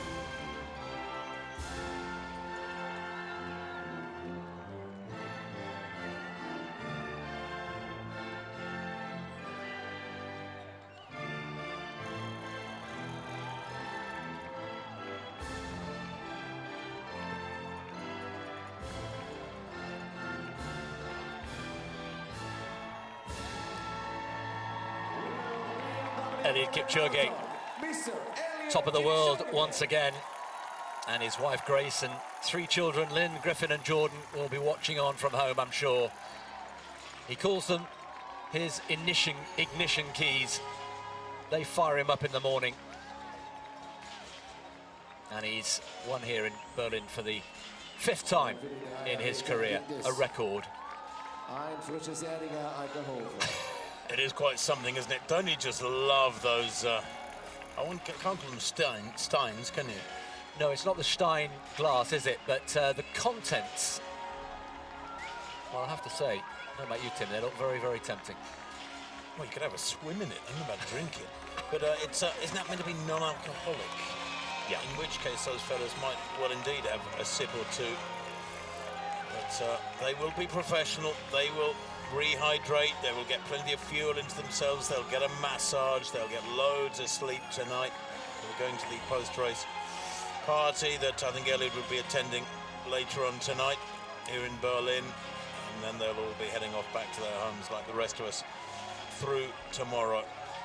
And of course, when you get the result that you were hoping for, Chris, it enables you to focus upon the future with a more certainty. You can plan for what's coming up. You know you've still got options, but at least you've got that knowledge of what this weekend has brought to you. And, you know, Olympic marathon for these 3, well, it shouldn't really be a question.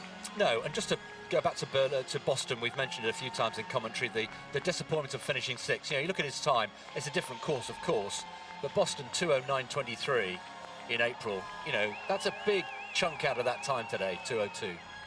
And it does emphasise how unique and special the Boston course is. It demands much more of an athlete than your average fast, flat city marathon. There's the standings, the Abbott World Marathon Majors.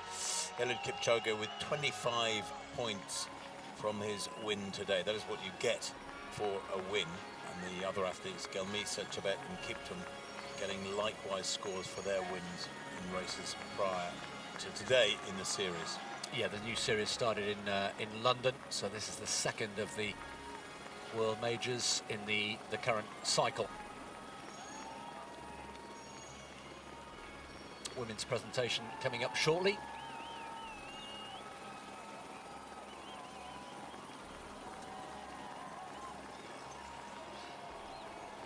And a reminder, 29th of September, a date for your diary next year for the 50th edition of this wonderful Berlin Marathon. And what odds the race there producing something special, if not a world record, then super fast times and great competition to great racing. That's the sustainable quality of this sport. We are so spoiled in Berlin, we've come to believe that a world record is almost our right, a rite of passage every time you come to Berlin, and it happens year after year, but actually it is incredibly rare at the vast majority of races. Perhaps this city, this capital city, bucks the trend. Most race directors just delighted to have great racing and fast times in Berlin. Well, it's almost an anticlimax now when they don't get a world record. Just looking at the list, Tim, Paul Turgat, a man you and I know well, 2003, 20 years ago, 2:04:55, and you know the progression since, and you know a fourth world record in the women's race as well. Yeah, incredible. I know. So 8 world records on the men's side they've had here, 4 on the women. The first ever sub 2:20, now the first ever sub 2:12, and I'm still trying to get my head around that. It is just unbelievable. I mean, 2:20 should still be considered a fabulous time, but if you run 2:19 now, you're a mile and more behind that time produced today. I mean, everything's shifted forwards. This jump in performance has shifted forward some 4 or 5 minutes in the last few years. Congratulations to those finishing either just under or just outside the magic 3-hour mark. That's a real milestone for any half-decent club runner. Meanwhile, Eliud, is that how he's getting back to Nairobi? Well, I hope not. It'll take him days.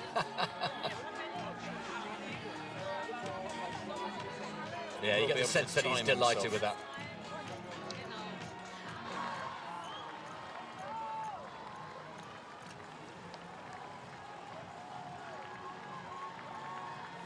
And still they come just over 3 hours on the clock now here in Berlin.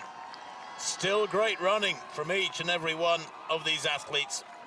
Thousands of them, of course, running for charity. Every one of them running with their own motivations, their own goals. Some of them reduced to walk. Gentleman on the left there in the red vest just has hit his personal wall, but he's nearly home and dry.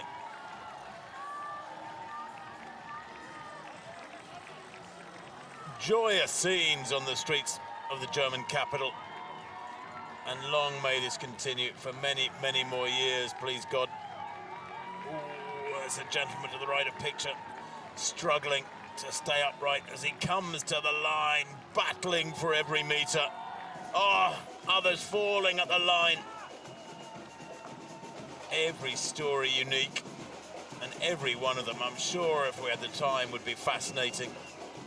But well done to every single one of them.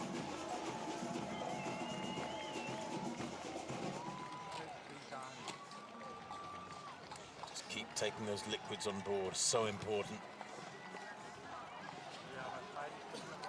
Thank goodness, I think the vast majority of runners, 99.9% of them, would have done their homework, done their preparation right, read up what are the best practices for optimal performance, and the vast majority of them will have affected those techniques and practices today to produce a good old result.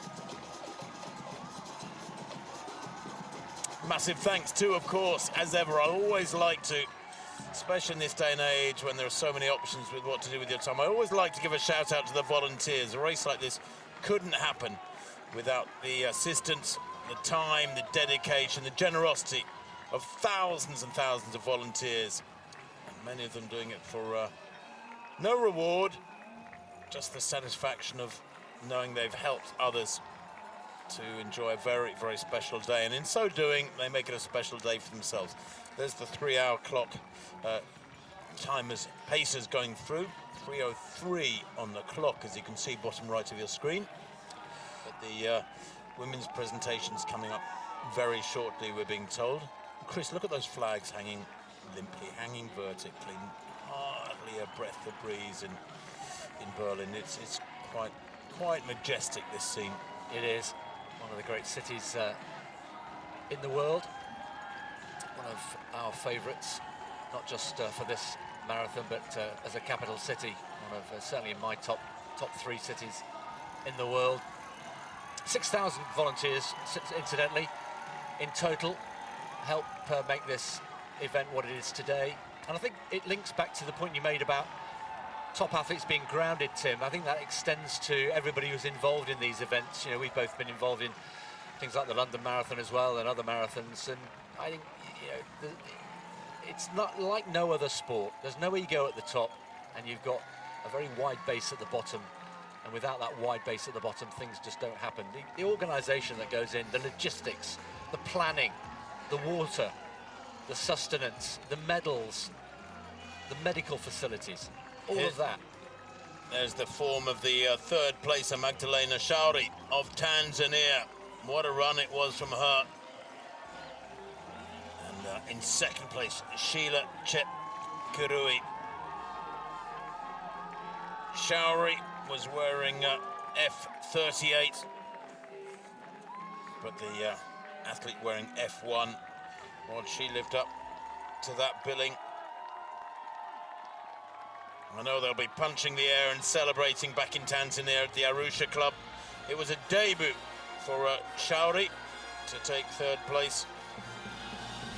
Unexpected, I think we can say, even though she's a 66-minute half marathon runner. Tanzania, of course, one of those countries that in years gone by with the likes of Philbert Bai has produced marvellous champions and world record holders. And it is Shauri who steps up first for the women's presentations. Magdalena Shauri, at 27 years of age, makes her debut, and what a debut performance for third place in Berlin. 2 hours, 18 minutes and 41 seconds. Superb run from her. She must be on cloud 9. Greatest run of her life, without any doubt.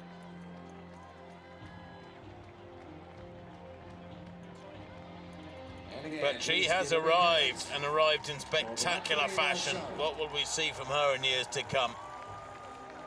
2:18.41. Straight in, under 2:20 in her debut. The silver medal going to Kenya's Sheila Chepkirui. 2:17.49 for Chepkirui. It was just 20 seconds outside her lifetime best.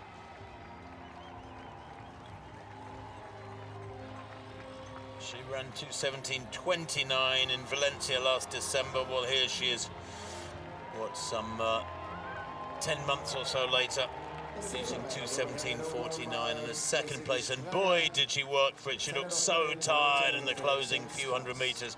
Looks to have recovered well, and she's all smiles, and rightly so. Here's Sheila Chepkirui, fourth in London last April, second in Berlin today. Who knows what she'll do if and when she runs at the Olympic Games next year in Paris. Maybe another rostrum performance from her.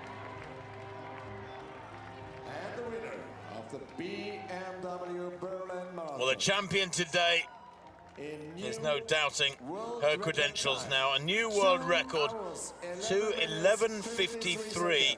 It is still hard to compute.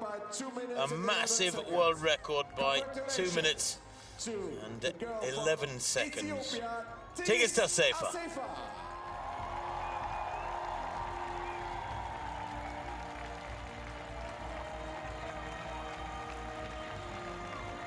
Bridget Kosgei, her reign as world record holder, coming to a spectacular end today. It survived almost 4 years, just a few weeks shy of 4 years after her performance to win Chicago in early October 2019. But Tigist Assefa, well, she went through halfway in 66.21 and she came back with spectacular negative split.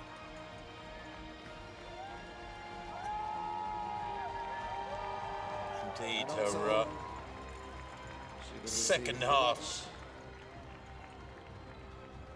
From Brian Keane, Partnership Director, Norcane, was 65.32.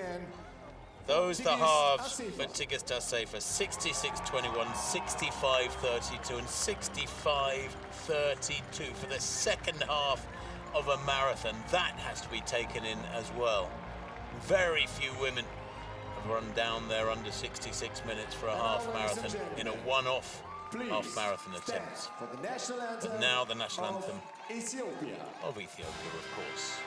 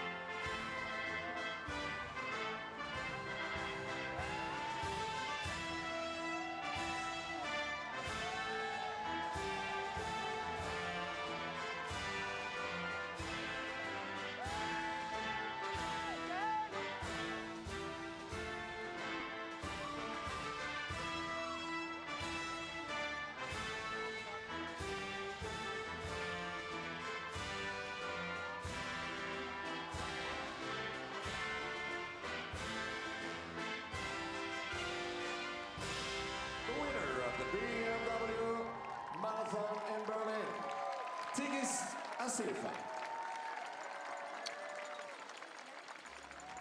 Well, as if she wasn't already born last year with her spectacular victory here in Berlin, today a new superstar is born in Berlin.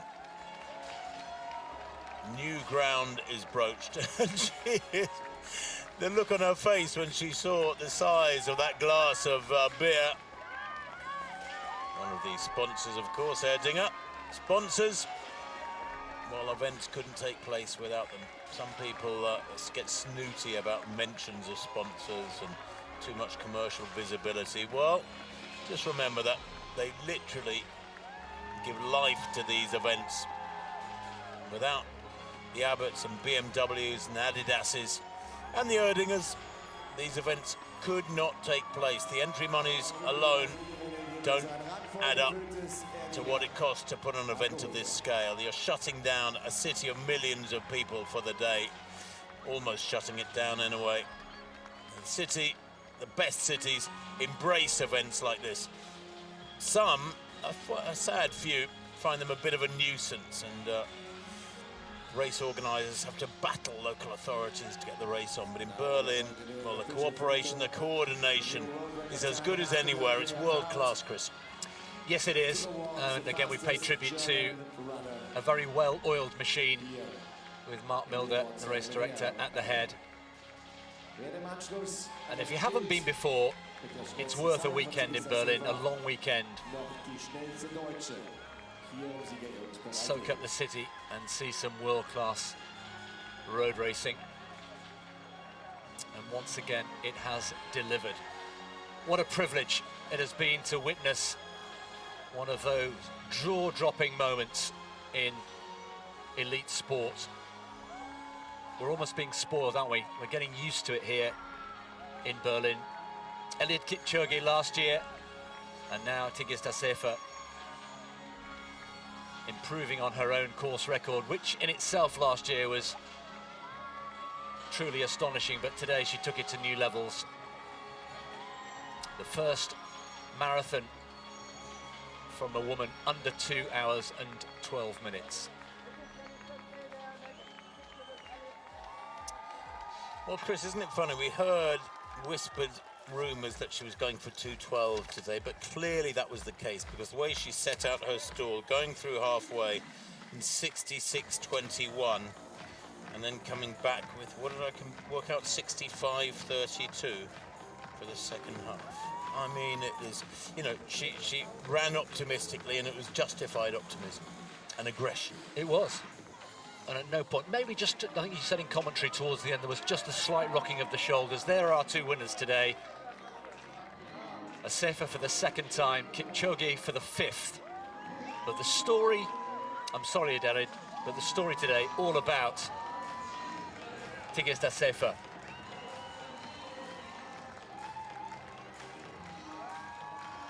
And deservedly so. Here's one for you, Tim. You won't know the answer, but somebody with a big brain and a big spreadsheet will tell us the answer to this. What does 2:11:53 equate to in terms of an 800-metre time, given that she's an 800-metre runner?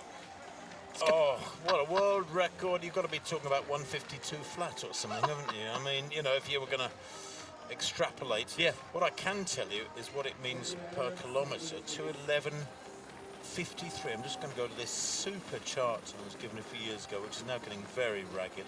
There's the, in the meantime, while Tim gets his calculator out. It's 3:06 per kilometre. 3:06, there you go. And that puts her to the actually top about of the... 3:07. Yeah, 3:07. Just... World Marathon Majors leaderboard. Yeah, Tigist Assefa with 25 points in this new series of 2023-24 rather. Rosemary Wanjiru, 25 points. Helen Obiri with her win in Boston, 25 points. Sifan Hassan, 25 points for that spectacular win in London back in April. And then 16 points for second place in the World Marathon Majors scoring system. And then, of course, there's big prize money at the end of each year's series, or each biennial series that crosses over the span of the New Year period. But there is a champion each year now. And still they come through, and the vast majority are still out there. They've been running now, Chris, for, what, 3 hours 15 minutes. The clock's gone from our screens, but 3 hours 15 minutes.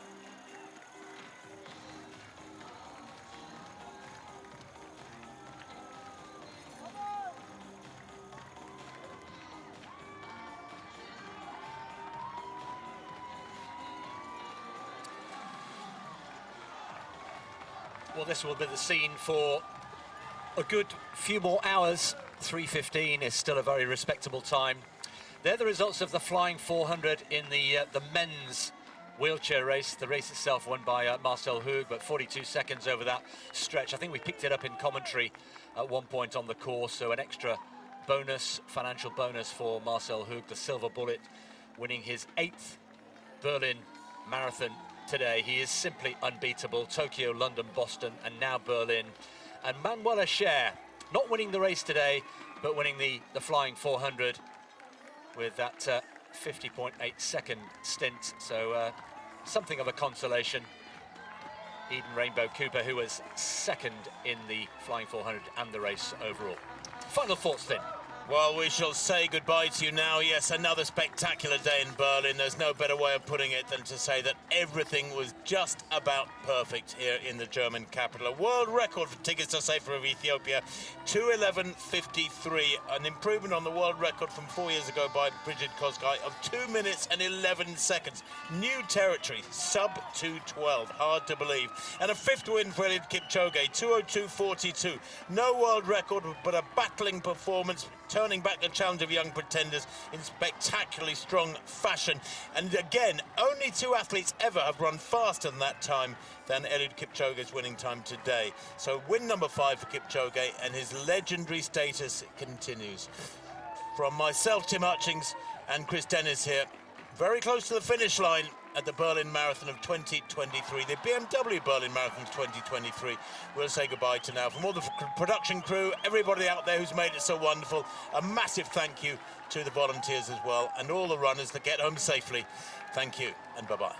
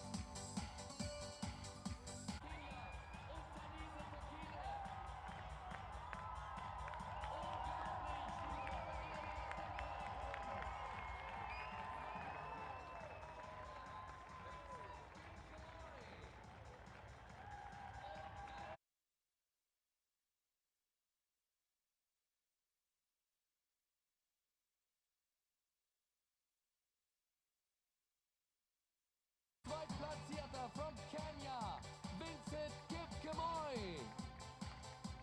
Und Vincent Kipchoge.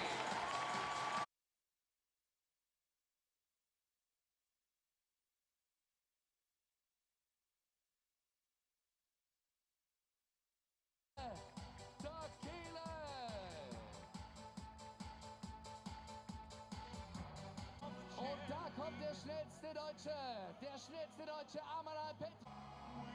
Persönliche Bestzeit 2:06:07, aber die hat er getoppt. Amanal Petros unter 2:05 finisht er. Neuer deutscher Rekord qualifiziert.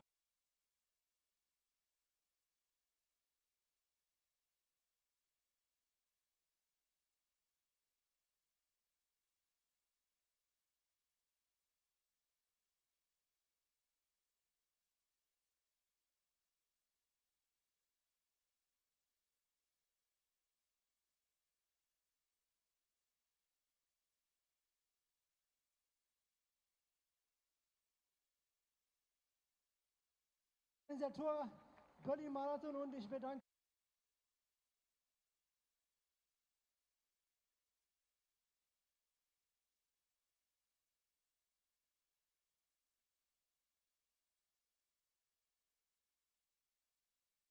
For me, yeah, Andy, I have the second man, Vincent Kipchoge, with us. We need a camera.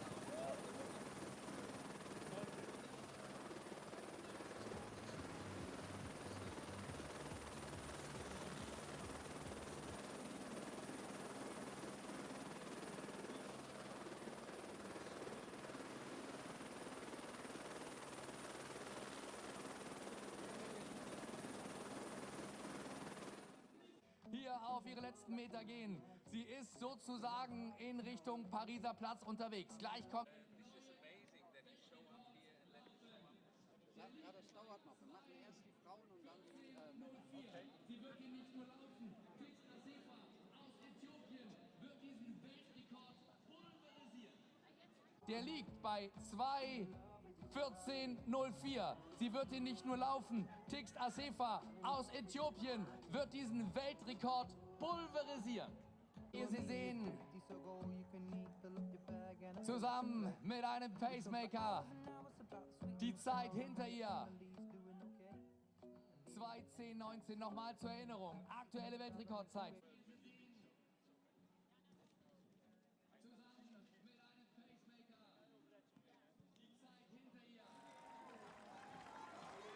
Der Körper ist noch nicht drin.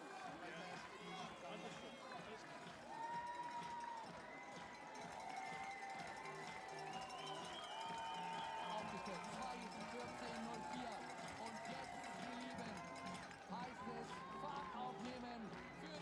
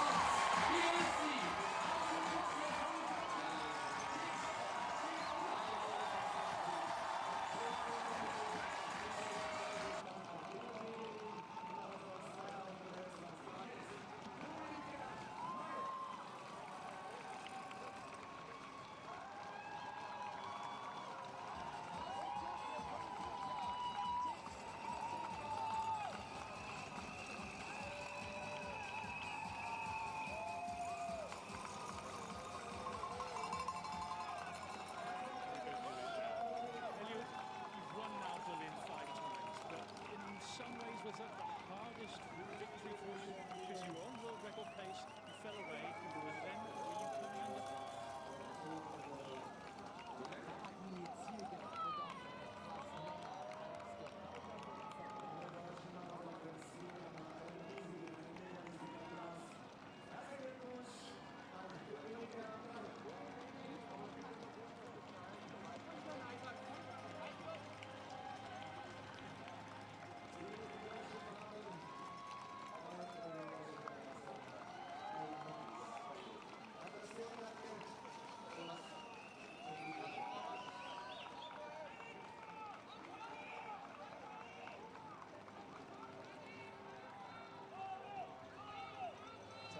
I've learned lessons. I have won, but I've not break a world record. So it's going back again. Every race is a learning lesson. And I know you always talk about regeneration, recovery after a race. And, get all the experience for the whole 21 marathon and put all the experience in next year in the Olympics in Paris and try to be in the podium.